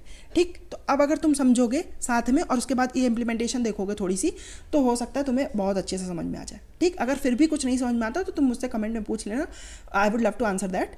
ठीक, तो एक बार जल्दी से अब इम्प्लीमेंटेशन देखते हैं। देखो ये एलपीएस की इम्प्लीमेंटेशन है, ये तुम्हारी स्टैंडर्ड इम्प्लीमेंटेशन है, इसको तुम दिमाग में बैठा लो। ठीक, ये तुम्हारी आगे बहुत जगह पे मदद कर सकती है। ये देखो तुम्हें बार बार कहीं पे देखने की ज़रूरत नहीं होनी चाहिए। देखो ये तुम्हारे दिमाग में होनी चाहिए। दिमाग में क्यों होनी चाहिए? देखो डीपी तुम नॉर्मल बनाते हो, ठीक, जो तुमसे मैंने कहा था कि कॉलम्स पर रिवर्सल करना है। देखो उन कॉलम्स पर रिवर्सल करने का तरीका ये होता है, 2 लूप तुमने चलाए, एक जो देखो मैंने गैप की बात करी थी कि पहले हम 0 गैप वालों की बात करेंगे, फिर हम 1 गैप वालों की बात करेंगे, फिर हम 2 गैप वालों की बात करेंगे, फिर हम 3 गैप। तो गैप एक तरीके से तुम कह सकते हो डायगोनल्स की बात हो रही है। ये जो सबसे बीच में था ये तुम्हारा गैप 0 का डायगोनल था। ये जो सबसे बीच में था तुम्हारा, ये जो सबसे बीच में था ये तुम्हारा गैप 0 का डायगोनल, फिर ये गैप 1 का डायगोनल, फिर ये गैप 2 का डायगोनल। ठीक, तो देखो अब इसको इंप्लीमेंट कैसे किया। देखो गैप वाले डायगोनल्स पे तो ट्रैवर्स किया तुमने, एंड डायगोनल्स होंगे तुम्हारे टोटल। ठीक, अब देखो आई और जे कैसे फिगर आउट करोगे, स्टार्ट पॉइंट और एंड पॉइंट क्या होगा। देखो हर एक डायगोनल तुम्हारा स्टार्ट कहाँ पे हो रहा है, हर एक डायगोनल तुम्हारा स्टार्ट हो रहा है पहले वाले रो में। पहले रो में देखो, ये डायगोनल भी पहले रो में, ये भी पहले रो में, ये भी पहले रो में, ये भी पहले रो में। कॉलम देखो चेंज हो रहा है, लेकिन हर डायगोनल तुम्हारा पहले रो में स्टार्ट हो रहा है। तो आई की वैल्यू हमेशा तुम्हारी 0 से स्टार्ट होगी। कॉलम क्या होगा, हर एक डायगोनल जो भी डायगोनल का नंबर है, ये देखो ये 0 डायगोनल था तो ये 0th कॉलम से, ये फर्स्ट डायगोनल था ये फर्स्ट कॉलम से, ये सेकंड डायगोनल था ये सेकंड कॉलम से। तो जो भी डायगोनल की वैल्यू है वही तुम्हारी कॉलम की स्टार्टिंग में वैल्यू होगी। ठीक, और देखो डायगोनल खत्म कब हो रहा है, हर एक डायगोनल देखो ये लास्ट वाले कॉलम में जाके खत्म हो जाता है। ये डायगोनल देखो यहीं पे शुरू हुआ, यहीं पे खत्म हो गया, क्योंकि ये लास्ट कॉलम हिट हो गया। रो से कोई मतलब नहीं इसका, जैसे ही लास्ट कॉलम में कभी भी पहुंचोगे वैसे ही तुम्हारा बात खत्म हो जाएगी। ठीक, तो बेसिकली देखो कंडीशन क्या है, हर एक डायगोनल 0 से शुरू होता है, हर एक डायगोनल का कॉलम जो होता है वो तुम्हारा जो भी डायगोनल नंबर है उससे स्टार्ट होता है, और डायगोनल खत्म कब होता है, जब तुम्हारा लास्ट वाले कॉलम को छू जाता है। ठीक, और हर बार क्या करते हो तुम डायगोनल में देखो ट्रावर्सल के लिए क्या करोगे, आई भी प्लस होगा जे भी प्लस होगा, यानी कि तुम एक्स एक्सेस में भी बढ़ रहे हो वाई एक्सेस में भी बढ़ रहे हो। ठीक, तो ये तरीका होता है, ये 2 लूप में तुमने मेक श्योर कर लिया कि तुम्हारा जो फ्लो होगा वो डायगोनली फ्लो होगा। ठीक, अब तुम क्योंकि डायगोनल से ट्रैवर्स कर रहे हो तो तुम्हें पता है कि तुम जो भी चीज़ को कैलकुलेट करने आ रहे हो तुमने उससे छोटी वाली प्रॉब्लम्स उससे पहले कैलकुलेट करके रखी हुई हैं। ठीक, तो देखो अब देखो मैंने पहले कहा था तुमसे कि गैप 0 वाले की बात होगी, यानी डायगोनल 0 की बात होगी, तो हमेशा देखोगे कि गैप 0 वाले में हमेशा तुम 1 रख सकते हो, क्योंकि एक साइज़ का हमेशा पैलिंड्रोम होता है। ठीक, और देखो अब गैप 1 वाले की बात हो रही है, तो इसमें क्या कहा था, स्टार्ट और एंड अगर बराबर हैं तो 2 साइज़ का डायगोनल बन सकता है, वरना तुम्हारा 0 साइज़ का डायगोनल बनेगा। ये भी बात समझ में आ गई होगी तुम्हें। अब देखो एल्स में आए हो, इसका मतलब तुम्हारा कि तुम्हारा डायगोनल जो है वो तुम्हारा एक साइज़ का भी नहीं है और 2 साइज़ का भी नहीं है, तो तुम्हारा बड़ा डायगोनल है। बड़े डायगोनल के लिए क्या होता है, एंड्स बराबर हैं कि नहीं, एस ऑफ आई तुम्हारा एस ऑफ जे के बराबर है कि नहीं, एंड्स बराबर हैं कि नहीं। अगर एंड्स बराबर हैं और साथ में जो मिडिल पार्ट है, मिडिल पार्ट कैसे पता चलता है, आई प्लस 1 जे माइनस 1, डायगोनली नीचे आओगे, एक एक कैरेक्टर दोनों तरफ से छोड़ोगे, क्योंकि फर्स्ट और लास्ट को तुमने खुद से कंपेयर किया, एक एक कैरेक्टर छोड़ के अब तुम डीपी में आके पता करोगे कि क्या ये तुम्हारा, अगर इसमें 0 पड़ा हुआ है यानी कि ये तुम्हारा पैलिंड्रोम नहीं है, अगर 0 नहीं पड़ा हुआ है मतलब कि तुम्हारा कुछ ना कुछ रिजल्ट पड़ा होगा। जो भी रिजल्ट पड़ा है उसमें तुमने क्योंकि 2 कैरेक्टर्स ऑलरेडी कंपेयर कर लिए तो वो दोनों कैरेक्टर्स भी ऐड कर दो। ठीक, तो अब तुम्हारा डीपी ऑफ आई में सब कुछ में पड़ा होगा कि मैक्सिमम कितने ये वाली स्ट्रिंग मतलब कि पैलिंड्रोम है तो कितने लेंथ की पैलिंड्रोम है। ठीक, अब देखो ये दो वो इफ एल्स में क्या कर रहा हूँ मैं, ये मैंने कहा था ना कि ये रो में जो पड़ा होगा ये इसको स्टार्टिंग पॉइंट मान के मैक्सिमम कितने लेंथ का बन सकता है, और यहाँ पे पड़ा होगा एंडिंग पॉइंट मान के कितने लेंथ का बन सकता है। तो देखो वही मैं सेम चीज़ कर रहा हूँ, अगर पैरिटी 0 है इसका मतलब कि मैं रो की बात कर रहा हूँ, रो की बात कर रहा हूँ तो मैं देखो एरे ऑफ आई को भर रहा हूँ, आई को भर रहा हूँ किससे, डीपी में जो कैलकुलेट करके रखा है पूरे रो का जो मैक्सिमम वो निकाल के रख रहा हूँ मैं एरे ऑफ आई में, और एरे ऑफ जे में क्या निकाल के रख रहा हूँ, एरे ऑफ जे में निकाल के रख रहा हूँ जो पूरे कॉलम का मैक्स है। ठीक, तो बेसिकली मैं इन दोनों एरेज में क्या भरने की कोशिश कर रहा हूँ, ये 2 एरेज देखो मैंने यहाँ से पास करी हैं, ये 2 एरेज जब मैं पास करूँगा, अगर मैं पैरिटी 0 पास कर रहा हूँ तो इसका मतलब मुझे चाहिए रो का रिजल्ट, अगर मैं पैरिटी 1 पास कर रहा हूँ तो इसका मतलब मुझे चाहिए कॉलम का रिजल्ट। ठीक, तो एक के लिए क्योंकि मुझे फर्स्ट वाली स्ट्रिंग के लिए रो का रिजल्ट चाहिए था, सेकंड वाली स्ट्रिंग के लिए कॉलम का रिजल्ट चाहिए था, मैं इस पूरे फंक्शन को रीयूज़ कर पाऊँ इसलिए मैंने ये पैरिटी वाला एक एक्स्ट्रा पैरामीटर पास किया। ठीक है, अगर आप इसको दोबारा भी लिख सकते हो, रेप्लिकेट करके इसको दोबारा लिख लो कोई दूसरा फंक्शन बना के।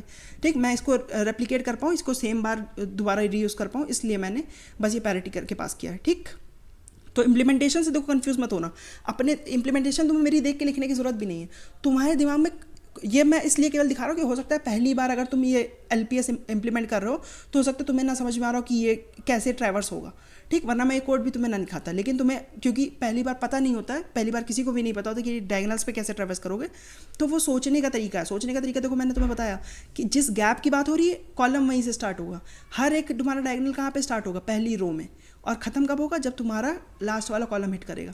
ये 3 चीज़ें याद रखना, कभी भी तुम्हारा दोबारा इंप्लीमेंटेशन नहीं देखने की ज़रूरत पड़ेगी, ठीक।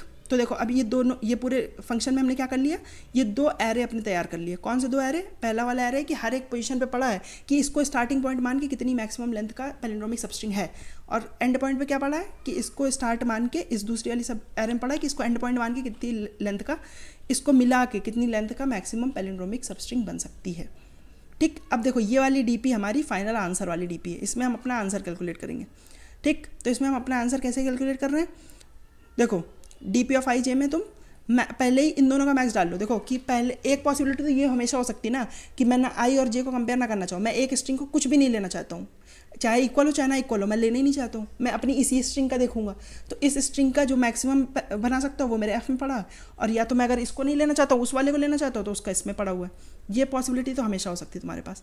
दूसरी पॉसिबिलिटी कब खुलती है तुम्हारे पास, जब पहला कैरेक्टर लास्ट वाले कैरेक्टर के इक्वल होता है। अगर पहला कैरेक्टर तुम्हारे लास्ट वाले कैरेक्टर के इक्वल है तो अब तुम्हारी वाली पॉसिबिलिटी खुल जाती है, कौन सी, जिसमें तुम क्या कर सकते हो, इन दोनों को अपने आंसर में ऐड कर सकते हो, और क्या कर सकते हो, इन दोनों को अपने आंसर में ऐड करके क्या कर सकते हो, ये जो टेम्प निकाला हुआ है मैंने, देखो टेम्प एक्चुअल में क्या है, ये मैंने कुछ चेक्स लगाए हुए हैं कि तुम्हें मान लो हो सकता है कि हमेशा तुम्हारा वो एग्जिस्ट ना करता हो, क्योंकि मान लो अगर J तुम्हारा 0 पे है तो J-1 एग्जिस्ट नहीं करेगा ना, तो इसलिए वो चेक्स मैंने यहाँ पे लगाए हुए हैं कि क्या तुम लास्ट में पहुँच चुके हो कि नहीं।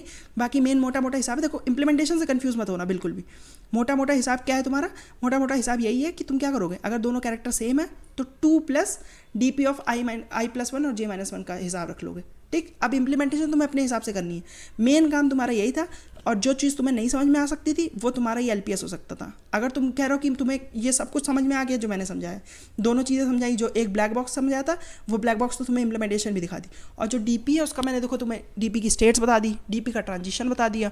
अब भी अगर तुम कह रहे हो कि तुम्हें ये सब कुछ समझ में आ चुका है, अब तुम कह रहे हो कि मैं इसको इम्प्लीमेंट नहीं कर पा रहा हूँ, तो देखो तुम्हें समझ में नहीं आया है, अपने आप से ट्रू रहो और दोबारा जाओ पीछे करके, दोबारा, क्योंकि देखो एक झलक तो तुमने देख ही ली है कोड की, दोबारा जाओ पीछे करके। अगर तुम अभी भी नहीं लिख पा रहे हो, अभी भी कोई पार्ट तुम्हें नहीं समझ में आता, तो देखो इसमें कोई बुराई नहीं है, अपने साथ तुम अकेले बैठे हो अभी, है ना, अकेले वीडियो देख रहे हो, किसी को तुम्हें प्रूव करने की ज़रूरत नहीं है। तुम्हें अगर नहीं समझ में आया तो देखो ऐसा हो सकता है कि अभी तुम्हें लग रहा हो कि हाँ थोड़ा थोड़ा समझ में आ गया, कोड कर लूँ और सबमिट कर दूँ, हो सकता है एक्सेप्ट भी हो जाए, लेकिन फ़ायदा क्या होगा उसका, तुम्हें अगर दोबारा कभी कोई तुमसे पूछेगा, देखो तुम एक्सेप्ट करने के लिए थोड़ी क्वेश्चन कर रहे हो, अगर तुम्हें मान लो कल को फिर से कोई क्वेश्चन आ जाता है जिसमें तुम्हारा ये LPS यूज़ हो रहा है, तो तुम्हें अपने आप से आना चाहिए ना कि LPS मैं खुद से लिख लूँ। क्या तुम फिर से खोलोगे कि वो कौन सा क्वेश्चन था जिसमें मैंने LPS पढ़ा था, लाओ वो मैं क्वेश्चन ढूंढूँ, तुम 15 मिनट क्वेश्चन ढूंढोगे, फिर उसमें से तुम ये समझने की भी कोशिश हो सकता है तुम कर रहे हो। अगर तुम छापने पे आ जाओ तो पूरा पूरा छाप दोगे फंक्शन, लेकिन अगर हो सकता है थोड़ा सा ट्विक हो जाए, तो अब क्या करोगे, अब तुम्हें बैठ के फिर समझना पड़ेगा कि ये G क्या है, ये तुम्हारा J क्या है,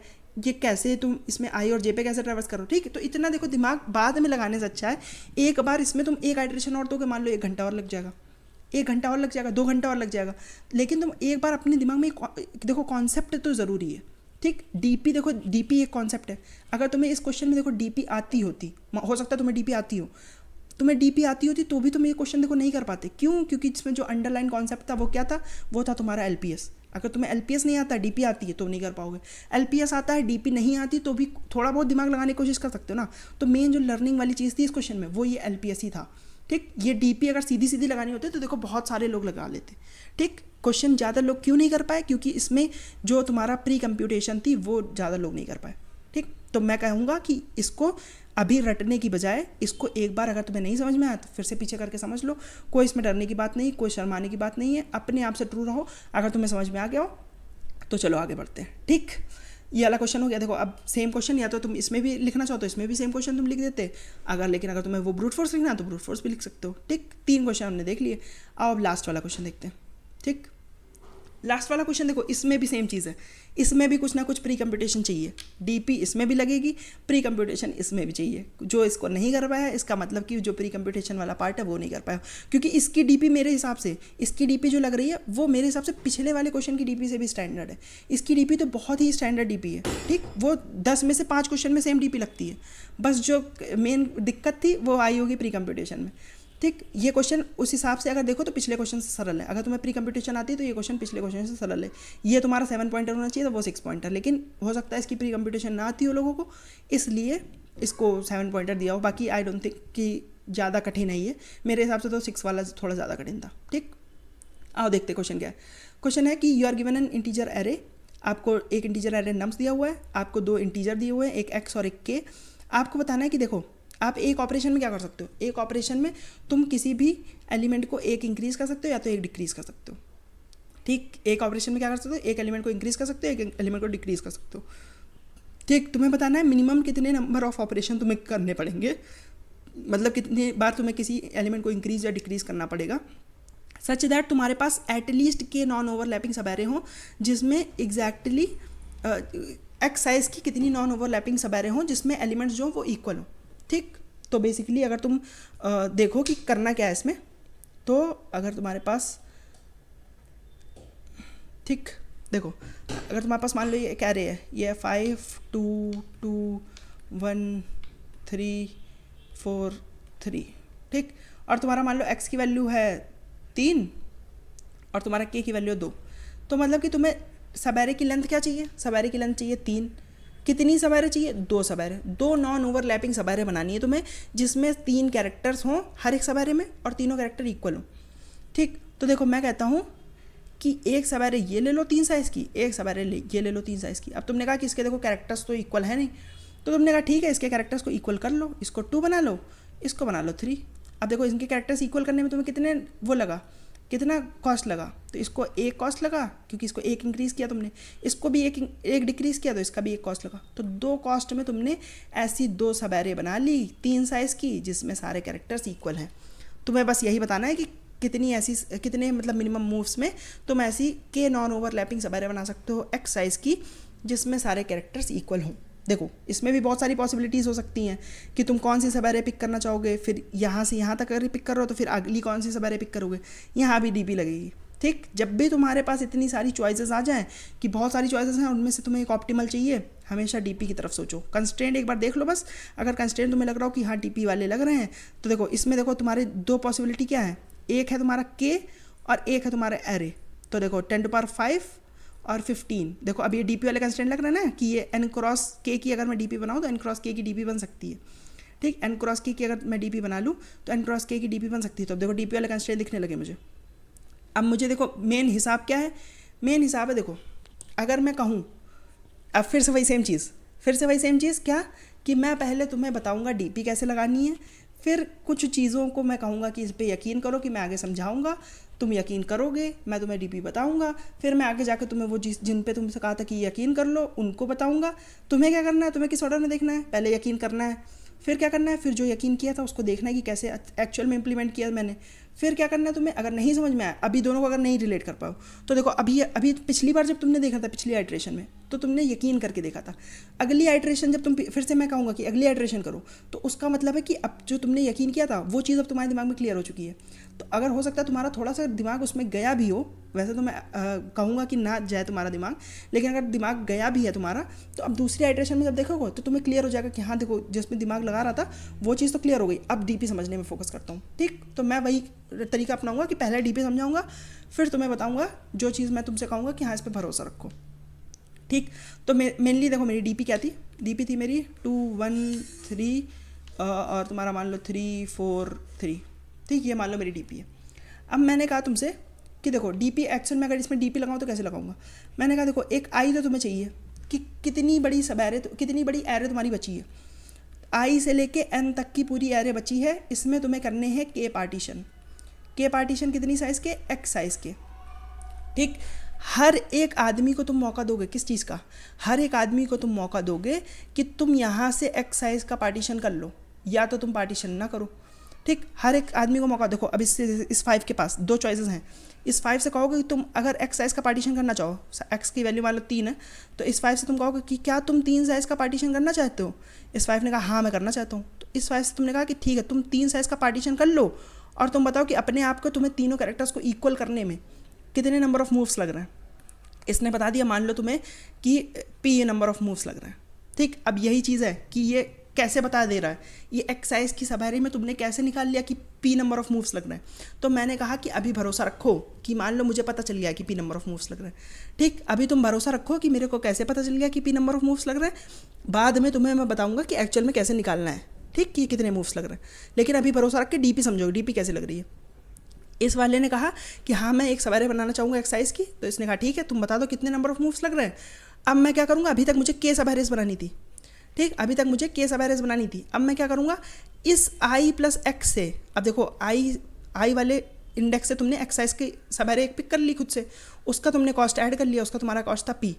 अब तुमने कहा कि इस वाली पी वाली कॉस्ट से मैं क्या करना है तुम्हें, अब इस आई प्लस एक्स से लेके आई प्लस एक्स से तुम्हारी पूरी एन तक की एक जो एरे बची है, उसमें देखो एक तुमने के में से के सवारीज तुम्हें बनानी थी, एक सवारी तुमने अभी बना ली, उसका कॉस्ट हो गया पी।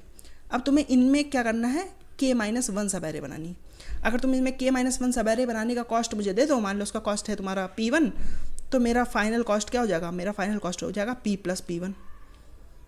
ठीक, लेकिन दूसरी चॉइस क्या है इसके पास, दूसरी चॉइस इसके पास है कि नहीं मैं नहीं बनाना चाहता हूँ, मैं सवारे नहीं बनाना चाहता हूँ। तो इसने कहा ठीक है तुम्हारे पास पूरी इजाज़त है, तुम सवारे मत बनाओ, तुम किसी भी सवारे का पार्ट भी नहीं हो सकते, क्योंकि 2 ही मौके मिल रहे हैं, या तो तुम सवारे बनाओ या तो तुम सवारे का पार्ट नहीं हो सकते हो, या तो सवारे बनाओ या तो किसी भी सवारे का पार्ट नहीं हो तुम। ठीक, तो इस 5 ने कहा ठीक है मुझे पार्ट मत रखो, जाओ अब पता कर लो। क्या पता करना है तुम्हें, पता करना है तुम्हें कि आई प्लस 1 से एन तक की सबस्ट्रिंग में के सवारे बनाने का कॉस्ट बता दो। एक अगर तुमने बनाया तो के माइनस 1 बनाने का कॉस्ट किससे पता करोगे, आई प्लस 1 से, आई प्लस एक्स से सॉरी।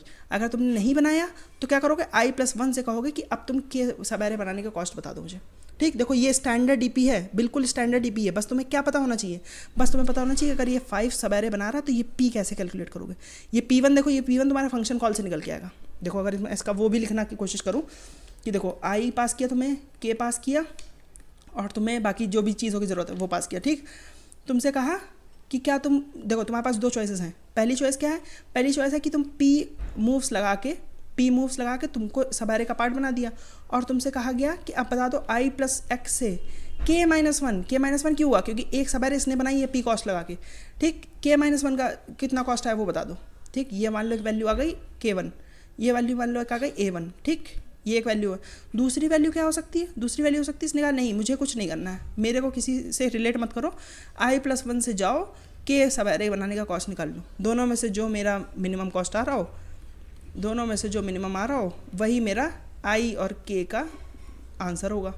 ठीक, तो तुम आई और के लिए मेमोराइज कर सकते हो इसको आराम से।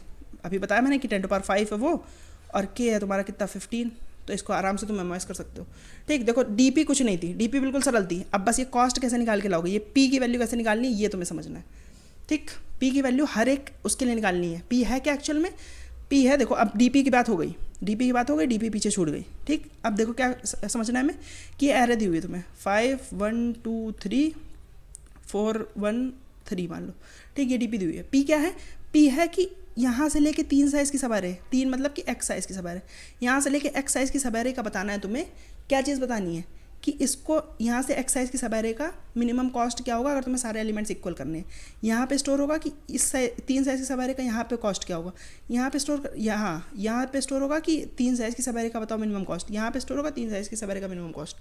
ठीक, तो तुम्हें बेसिकली हर एक पॉइंट से बताना है 3 साइज़ की सवारी का मिनिमम कॉस्ट बता दो।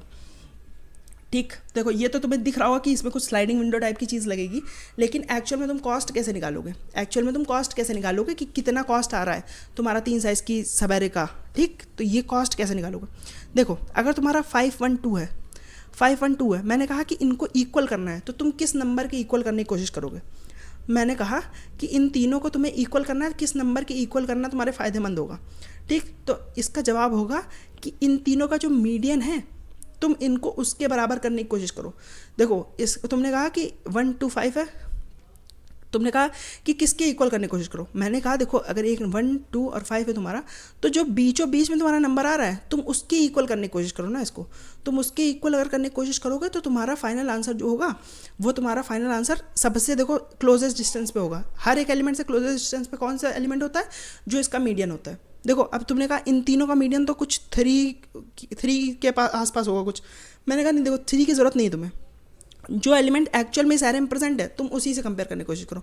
क्यों? क्योंकि देखो मैंने कहा अगर मान लो 3 से तुम्हें इसका निकालना है, 3 से निकालना है तो भी देखो क्या होगा। 3 से निकालने के लिए देखो 1 की 3 से डिस्टेंस कितनी होगी?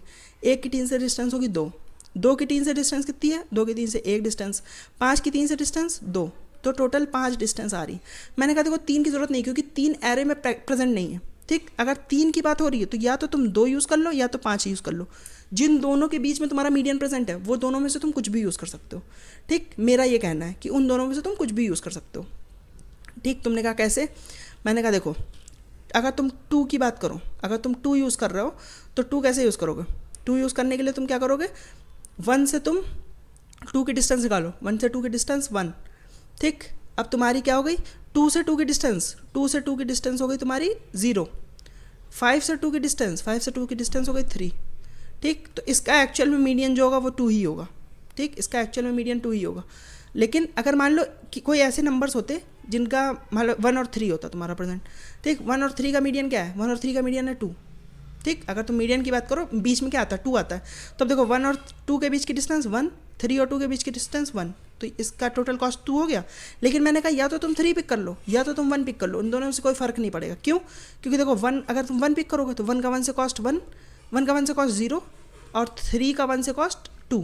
देखो तब भी 2 आ रहा है। अगर तुम 3 को पिक करोगे तो क्या हो जाएगा? 3 का 3 से कॉस्ट तुम्हारा 0 और 3 का 1 से कॉस्ट 2, अभी भी 2 कॉस्ट आ रहा है। तो बेसिकली अगर तुम्हें मीडियन की बात हो रही है तो जो एलिमेंट प्रेजेंट है उन्हीं में से जो मिडिल एलिमेंट है वो चूज़ कर लो तुम। बस उस एलिमेंट की इक्वल करने की कोशिश करोगे तो तुम्हारा सबसे मिनिमम कॉस्ट आएगा। ठीक, तुमने कहा ठीक है ये सब तो मैं समझ गया कि मीडियन के इक्वल करना है तुम्हें। ठीक, अगर तुमने कहा कि अब बताओ मीडियन कैसे निकाल लूँ मैं, एक आदमी का मीडियन निकालना हो तो मैं क्या करूँगा? मैं इनको सॉर्ट कर दूंगा 1, 3 और 5 और जो बीचों बीच का एलिमेंट होगा उसको उठा के कह दूंगा कि ये मेरा मीडियन एलिमेंट है। ठीक, तुमने कहा ये तो मैं कर लूँगा, लेकिन अब मुझे हर एक सब स्ट्रिंग के लिए करना है, हर एक सब एरे के लिए करना है। ये कैसे करूँगा? हर एक एक्सरसाइज की सब एरे के लिए करना है। तो देखो इसका भी एक क्वेश्चन होता है, इसका भी एक क्वेश्चन होता है। हैकर रैंक पे I guess sliding window median करके हैकर रैंक पे क्वेश्चन है, और ये आई गेस लीड कोड पे भी क्वेश्चन है कि find medium of a running stream, ऐसा कुछ करके लीड कोड पे भी है। ठीक है, तो मैंने लेकिन हैकर रैंक पे ही किया था पहली बार जब किया था, लेकिन लीड कोड पे भी है ऐसा क्वेश्चन। तो जाके वो क्वेश्चन देखो कि उसमें कैसे होता है। बेसिकली होता क्या है कि तुम्हारा इस एरे को तुम 2 पार्ट में डिवाइड कर देते हो। मीडियन एक्चुअल में होता क्या है?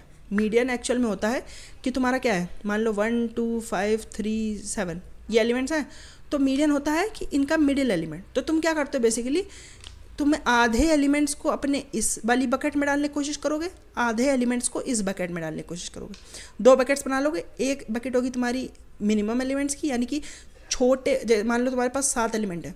ठीक, तो तुमने कहा कि सबसे छोटे 4 एलिमेंट्स इस वाली बकेट में डाल दो, सबसे बड़े 3 एलिमेंट्स इस बकेट में डाल दो। तो अब तुमसे अगर किसी ने मीडियन पूछा तो क्या बताओगे कि ये जो सबसे छोटी बकेट है, क्योंकि इसमें 4 एलिमेंट्स हैं, तो इनका जो टॉप पे होगा यानी कि इसका जो सबसे बड़ा एलिमेंट हो, जैसे इसमें मान लो पढ़े हैं वैल्यूज कौन सी, 1 पढ़ा है, 2 पढ़ा है, 3 पढ़ा है। देखो ये 3 छोटे एलिमेंट्स हैं। ठीक, और बड़े वाले 2 एलिमेंट्स किस में जाएंगे? वो इस वाली बकेट में जाएंगे। अब तुमसे किसी ने कहा कि मीडियन बताओ, तुमने कहा देखो इसमें क्योंकि ज़्यादा एलिमेंट्स है, इसमें ज़्यादा एलिमेंट्स है और इसका जो सबसे बड़ा एलिमेंट है वो मेरा मीडियन होगा। इसका बड़ा एलिमेंट क्या है? 3 है, वो मेरा मीडियन होगा। ठीक, ऐसी 2 बकेट्स तुम्हें बेसिकली अपने पूरे क्वेश्चन को तुम्हें सब एरे में जितने भी एलिमेंट्स हैं उनको 2 बकेट में डिवाइड करना है। दोनों बकेट का क्या काम होगा? दोनों बकेट में एक में सारे छोटे एलिमेंट्स डालोगे, एक में सारे बड़े एलिमेंट डालोगे। ठीक, अब क्या करना है तुम्हें, अब जो तुम्हारी छोटी वाली बकेट होगी जिसमें तुमने बेसिकली ज़्यादा एलिमेंट्स रखे होंगे, या तो तुम इक्वली पार्टीशन करोगे। अगर तुम्हारे इवन एलिमेंट्स मान लो 6 एलिमेंट है तो 3 एलिमेंट इधर, 3 एलिमेंट इधर। ठीक, मान लो एक 4 भी होता तो 4 भी इधर डाल देते तुम। ठीक, बराबर एलिमेंट है तो आधे आधे बांट दोगे। अगर तुम्हारा मान लो ऑड एलिमेंट है तो किसी एक में ज़्यादा रहने पड़ेंगे ना, तो उस टाइम पे मीडियन क्या होगा? जिसमें ज़्यादा एलिमेंट है उसका जो सबसे ऊपर पड़ा होगा। ठीक, तो इसको तुम या तो प्रायोरिटी क्यू से कर सकते हो, प्रायोरिटी क्यू से क्यों? क्योंकि तुम्हें इसका देखो सबसे बड़े एलिमेंट का काम है। सबसे बड़ा एलिमेंट तुम कैसे निकालोगे? किसी एक बकेट का सबसे बड़ा एलिमेंट कैसे निकालोगे? तो तुम अगर मैक्स प्रायोरिटी क्यू है तुम्हारे पास तो इस बकेट का सबसे बड़ा एलिमेंट निकाल लोगे। अगर तुम्हारा इस बकेट में मान लो ज़्यादा एलिमेंट होते तो इसके तुम्हें मिनिमम एलिमेंट का काम होता, क्योंकि इस बकेट में बड़े एलिमेंट्स पड़े हैं तो सबसे छोटा जो एलिमेंट होगा वो सबसे ऊपर होना चाहिए। तो यहाँ पे तुम मिन प्रायोरिटी क्यू का काम कर लेते। ठीक, तो देखो प्रायोरिटी क्यू से हो जाएगा काम। लेकिन देखो यहाँ पे क्या करना है, यहाँ पे तुम्हारी जो है वो स्लाइड हो रही है विंडो तुम्हारी यहाँ पे स्लाइड हो रही है। तो विंडो स्लाइड हो रही है तो उसका काम क्या होगा? विंडो जब तुम्हारी स्लाइड होती है तो तुम्हें क्या करना पड़ता है, एक्चुअल में एक एलिमेंट एक्स्ट्रा ऐड करना पड़ता है और एक एलिमेंट जो है तुम्हारा वो पीछे वाले को रिमूव करना पड़ता है। देखो यहाँ पे मान लो अगर 8 आता तुम्हारा, तो 8 आता तो क्या होता, 8 आता तो उसको इस बकेट में कहीं पे डालते तुम, और तुम्हें एक्चुअल में इस 1 को रिमूव करना पड़ेगा। तो 1 को तुम्हें रिमूव अगर प्रायोरिटी क्यू से मैंने करने को कह दिया तो देखो तुम इसको लीनियर टाइम में नहीं कर सकते हो। नहीं, लीनियर टाइम में मतलब कर सकते हो इसको, तुम कांस्टेंट टाइम में नहीं कर सकते हो या फिर लॉगरिथमिक टाइम में नहीं कर सकते हो, क्योंकि तुम्हें क्या करना पड़ेगा, हर एक एलिमेंट को बेसिकली हटाना पड़ेगा, उसके बाद ही तुम रिमूव कर पाओगे। क्योंकि प्रायोरिटी क्यू में तुम्हारे पास केवल टॉप एलिमेंट का एक्सेस होता है, बाकी सारे एलिमेंट्स का एक्सेस नहीं होता। तो तुम्हें बेसिकली हर एक एलिमेंट को हटाना पड़ेगा। ठीक, तुम हटाना अलाउड नहीं है, तुम हटा ही नहीं सकते हो। लीनियर कर दोगे फिर अगर तुम हटाने लगे तो इससे फिर फ़ायदा ही क्या हुआ है प्रायोरिटी क्यू यूज़ करने का। तो इस केस में देखो तुम क्या यूज़ कर सकते हो, इस केस में तुम सेट यूज़ कर सकते हो, क्योंकि सेट से तुम्हारे एलिमेंट्स डिलीट करना आसान होता है। सेट में तुम्हारा क्योंकि एलिमेंट सॉर्टेड भी होते हैं तो तुम सेट में मैक्सिमम एलिमेंट भी निकाल सकते हो। अगर तुम्हें कहा कि मिनिमम एलिमेंट बताओ तो तुम सेट का कह दोगे बिगन, जो मेरा बिगन है वो मेरा मिनिमम एलिमेंट है, और सेट का जो एंड होगा, सेट का एंड बेसिकली सेट का एंड के एक पहले वाला यानी कि माइनस सेट का एंड जो होगा वो मेरा जो होगा मैक्सिमम एलिमेंट होगा। ठीक, और सेट से डिलीट करना भी इजी है। लेकिन तुम कहोगे देखो डुप्लीकेसी भी हो सकती है, तो मैंने कहा उस केस में तुम क्या करो, उस केस में तुम मल्टी सेट यूज़ कर लो। मल्टी सेट तुम्हारा सेम काम करता है, उसमें क्या करना है बस एलिमेंट्स उसमें जो यूनिक एलिमेंट्स है वो भी तुम्हारे इंसर्ट हो सकते हैं। सेट क्या करता है, सेट क्या करता है कि हर एक एलिमेंट तुम्हारा यूनिक होना चाहिए। मतलब कि अगर 4 बार तुम्हारा कोई एक सेम एलिमेंट प्रेजेंट है तो सेट केवल उसको एक ही बार स्टोर करेगा, लेकिन मल्टी सेट उसको 4 बार 4 अलग अलग तरीक़ों से स्टोर करेगा। ठीक, तो देखो अब तुम्हारा बस यही काम है कि 2 तुम्हें सेट मेंटेन करके चलने हैं, और अब तुम्हें और क्या पता करना था, देखो और क्या रह गया तुम्हारा बचा। अब तुम्हें इसका तुम्हें एक्चुअल में कॉस्ट भी तो निकालना था। तुमने मीडियन तो निकाल लिया, अब कॉस्ट भी निकालना है। देखो अब कॉस्ट कैसे निकालोगे, कॉस्ट क्या होगा, कॉस्ट मान लो मीडियन तुम्हारा 4 है। ठीक, इस बकेट में पड़ी वैल्यूज़ 1 2 3 और इस बकेट में तुम्हारी वैल्यूज़ पड़ी मान लो 6 7 8। ठीक, अब इसका तुम्हें कॉस्ट निकालना है कि हर एक एलिमेंट को 4 के बराबर करना है। तो अब बताओ कितना कॉस्ट लगेगा। मैं कहता हूँ देखो इस सारे एलिमेंट्स को तुम्हें 4 बनाना है और इन सारे एलिमेंट्स को तुम्हें 4 बनाना है। तो बेसिकली होगा क्या, 4 - 1 ठीक प्लस तुम्हारा 4 - 2 प्लस तुम्हारा 4 - 3, ये कॉस्ट हो जाएगी तुम्हारी पहली विंडो से। दूसरी वाली बकेट से क्या हो जाएगा कॉस्ट, 8 - 4 प्लस 7 - 4 प्लस तुम्हारा 6 - 4। ठीक, ये तुम्हारी दूसरी विंडो से कॉस्ट हो जाएगी। अब अगर मैं कहता हूँ कि 4 को सारे 4 को एक साथ रख लो तो 4 तुम्हारा 3 टाइम्स हो गया, प्लस माइनस करना है तुम्हें क्या, 1 + 2 + 3। ऐसे दूसरी बकेट के लिए क्या होगा, दूसरी बकेट के लिए तुम्हें 8 + 7 + 6। अब इसमें से तुम्हें माइनस क्या करना है, माइनस करना 4 जो है वो 3 टाइम्स। ठीक, देखो कुछ फॉर्मूला टाइप का तुम्हें दिखाई दे रहा है। फॉर्मूला क्या है कि इस विंडो का जो साइज़ है उतनी बार तुम ये 4 का मल्टीप्लाई कर लो। 3 साइज़ है तो 4 × 3। ठीक, 4 × 3। अब देखो क्योंकि बड़े एलिमेंट से तुम्हें माइनस करना है, 4 तुम्हारा छोटा है ना इससे, तो इसमें तुम्हें सब्ट्रैक्ट करने वाले ऑपरेशन परफॉर्म करने।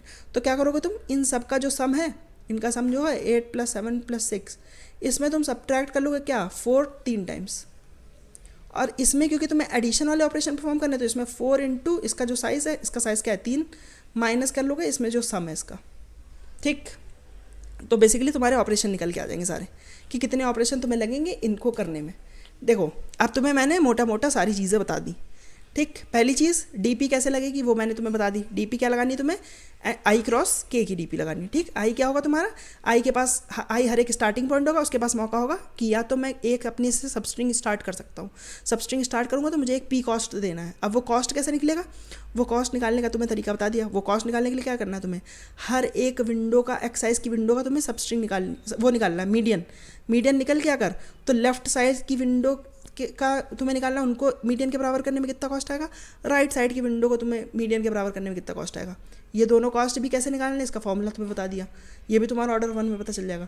ठीक, अब हर एक के लिए तुमने, अगर हर एक स्टार्टिंग पॉइंट के लिए तुमने निकाल के रख लिया है कि क्या होगा कॉस्ट, तो बस सिंपल तुम्हें डीपी लगानी है। हर एक के पास मौका होगा या तो पी कॉस्ट दे के अपना एक सब एरे स्टार्ट कर दे, तो आई प्लस एक्स से तुम्हें K-1 सब एरे का रिजल्ट पता करना है। लेकिन अगर तुम मान लो किसी वजह से तुम नहीं चाहते हो कि मैं किसी सब एरे का पार्ट बनूँ, तो तुम कहते हो कि I+1 वालों से कि जाओ तुम जाके खुद ही के सब एरे बना लो, खुद ही के सब एरे बना लो एक्सरसाइज की। ठीक, देखो यहाँ पे भी तुम्हारा, यहाँ पे तो डीपी देखो तुम्हारी और स्टैंडर्ड हो गई थी।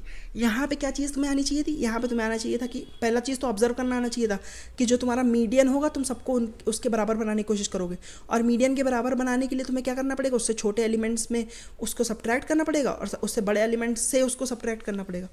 ठीक, ये चीज़ हो गई। और दूसरी चीज़ कि तुम्हें पता होना चाहिए कि स्लाइडिंग विंडो मैक्सिमम कैसे निकालते, मैक्सिमम नहीं, स्लाइडिंग विंडो मीडियन कैसे निकालते हैं। ठीक, हर एक विंडो का तुम्हें मीडियन निकालना है एक ही बार में, पूरा आइट्रेशन में, एक ही आइट्रेशन में हर एक विंडो का मीडियन अगर तुम्हें निकालना हो किसी एक स्पेसिफिक साइज़ का, तो वो तुम्हें आना चाहिए। ठीक, ये दो चीज़ें अगर तुम्हें आती है तो तुम्हारे लिए कुछ भी नहीं है क्वेश्चन। ठीक, तो देखो ये कैसे निकालते हैं, ये देखो मैंने अगेन यहाँ पे निकाल के रखा है। क्या किया मैंने, 2 मल्टी सेट बना लिया है। प्रायोरिटी क्यों नहीं यूज़ कर सकते हम, क्योंकि डिलीशन वाले ऑपरेशन है। अगर तुम्हें डिलीशन वाले ऑपरेशन नहीं होते तो प्रायोरिटी क्यू भी यूज़ कर सकते थे, कोई दिक्कत नहीं होती प्रायोरिटी क्यू में। ठीक, लेकिन डिलीशन वाले ऑपरेशंस हैं इसलिए तुम्हें priority queue multi set use करना पड़ेगी, क्योंकि इसमें डिलीशन भी तुम्हारा जल्दी हो जाता, फास्ट, लीना टाइम नहीं लगेगा, जल्दी डिलीट कर लोगे। ठीक, तो देखो अब वही सेम काम है, मैं क्या लेके चल रहा हूँ, मैं दोनों का सम लेके चल रहा हूँ। ये मिनिमम सम है मेरी मिनिमम वाली बकेट का सम, मैक्सिमम सम है मेरी मैक्सिमम वाली बकेट का सम, क्योंकि मुझे सम का भी काम है। ठीक, तो अब एक्चुअल में क्या कर रहा हूँ मैं बस मेक श्योर कर रहा हूँ कि मेरी दोनों विंडो है, जो दोनों बकेट बना रहा हूँ मैं, उनका जो डिफरेंस हो वो एक से ज़्यादा ना हो किसी भी टाइम पे। बस ये मेरे को मेक श्योर करना है। अगर मैंने हर टाइम पे ये मेक श्योर कर लिया तो मेरे को कोई दिक्कत नहीं होगी। क्यों एक से ज़्यादा ना हो, क्योंकि मीडियन जब आएगा तो मीडियम अगर दोनों में बराबर एलिमेंट्स है तो दोनों में से कोई भी उठा सकते हो। मैंने अभी बताया था कि दोनों अगर सेम बराबर एलिमेंट है तो मिडिल में से कोई भी दोनों में से एक उठा सकते हो। ठीक है, अगर तुम्हारे मान लो बराबर एलिमेंट नहीं है तो जिसमें ज़्यादा एलिमेंट है उसका तुम्हें टॉप वाला एलिमेंट उठाना है। ठीक, तो मेक श्योर तुम्हें करना है कि ये क्या करो तुम, इसमें तुम्हें विंडो का कभी भी डिफरेंस जो होगा वो एक से ज़्यादा नहीं होना चाहिए। अगर तुमने ये करके, ये अगर तुम्हें देखो नहीं आता तो तुम ये क्वेश्चन स्पेसिफिक अलग से है तो पहले उसको जाके सॉल्व करो। अगर वो तुमने सॉल्व कर लिया तो देखो इस क्वेश्चन की कॉम्प्लेक्सिटी तुम्हारे लिए कम हो जाएगी, इस क्वेश्चन को समझना तुम्हारे लिए कम हो जाएगा। लेकिन अगर तुम इसी क्वेश्चन में देखो वो भी समझने की कोशिश करोगे तो तुम्हें ये क्वेश्चन जो पर्टिकुलर क्वेश्चन है ये तुम्हें डिफिकल्ट लगने लगेगा। अगर तुम्हें इस क्वेश्चन को डिफिकल्ट लगने से बचाना है तो तुम्हें डीपी से डर लगने लगेगा। जबकि देखो यहाँ पे कठिन कॉन्सेप्ट डीपी नहीं है, यहाँ पे कठिन कॉन्सेप्ट क्या है कि तुम्हें ये नहीं पता है कि स्लाइडिंग विंडो मैक्सिमम कैसे मीडियन कैसे निकालते हैं। तो तुम वो चीज़ पहले अलग से करके आओ। मेरा तो यही कि तुम्हारे लिए वो रहेगा सजेशन कि तुम पहले वो करके आओ ताकि तुम्हें डीपी से डर न लगे, क्योंकि अगर तुम्हें डीपी से डर लगने लगेगा तो तुम्हें फिर आगे क्वेश्चन पे दिक्कत होगी। डीपी वाला पार्ट देखो बहुत सरल है। देखो अगर तुमने ये निकाल लिया ऑलरेडी तो तुम्हारे पास देखो एक मैंने मूव्स की सब एरे बना ली है कि यहाँ से स्टार्ट होने वाला, कहाँ गई मेरी सब एरे, एरे यहाँ पे इसमें स्टोर कर लिया मैंने कि यहाँ से स्टार्ट होने वाली अगर मुझे एक्स साइज़ की सब एरे चाहिए जिसके सारे एलिमेंट्स इक्वल हो तो कितने मूव्स में वो हो जाएगा। अगर मेरे पास ये एरे है तो देखो अब मेरे को क्या करना है, ये देखो डीपी वाला फंक्शन ये सिंपल सा है। डीपी मैंने वही बनाई है आई क्रॉस के की डीपी बना ली। अब इसमें क्या करना है मुझे, 2 चॉइसेस होंगी। देखो हर एक आदमी के पास 2 चॉइसेस होंगी। क्या 2 चॉइसेस, पहली चॉइस कि मैं नहीं चाहता हूँ कि मैं किसी भी उसका पार्ट बनूँ, तो क्या करना है मुझे, सिंपल कह देना I+1 वालों से कि तुम जाके के बना के लाओ के सब एरे।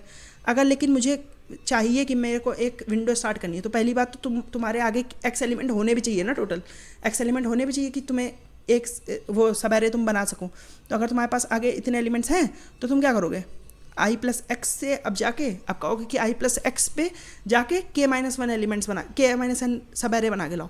ठीक, और तुम्हें अपना कॉस्ट भी ऐड कराना पड़ेगा। तुम्हारा कॉस्ट क्या है, देखो मूव्स ऑफ आई में तुम्हारा कॉस्ट पड़ा हुआ है, वो कॉस्ट ऐड कर दो। दोनों में से जो भी तुम्हारा मिनिमम आएगा वो तुम फाइनली अपने डीपी में स्टोर कर दो। कॉम्प्लेक्सिटी देखो अगेन कहूँगा कि डीपी की कॉम्प्लेक्सिटी नहीं है दोनों ही क्वेश्चंस में। जो थर्ड वाला क्वेश्चन था उसमें भी डीपी कॉम्प्लेक्सिटी नहीं थी, उसमें तुम्हें देखो वो क्वेश्चन क्या सिखा रहा था, वो क्वेश्चन सिखा रहा था कि लॉन्गेस्ट पैलिंड्रोमिक सबस्ट्रिंग कैसे निकालते हैं। ये वहाँ से सीखना तुमने। यहाँ पे क्या सीखा तुमने, यहाँ पे सीखा तुम्हें कि स्लाइडिंग विंडो मीडियन कैसे निकालते हैं।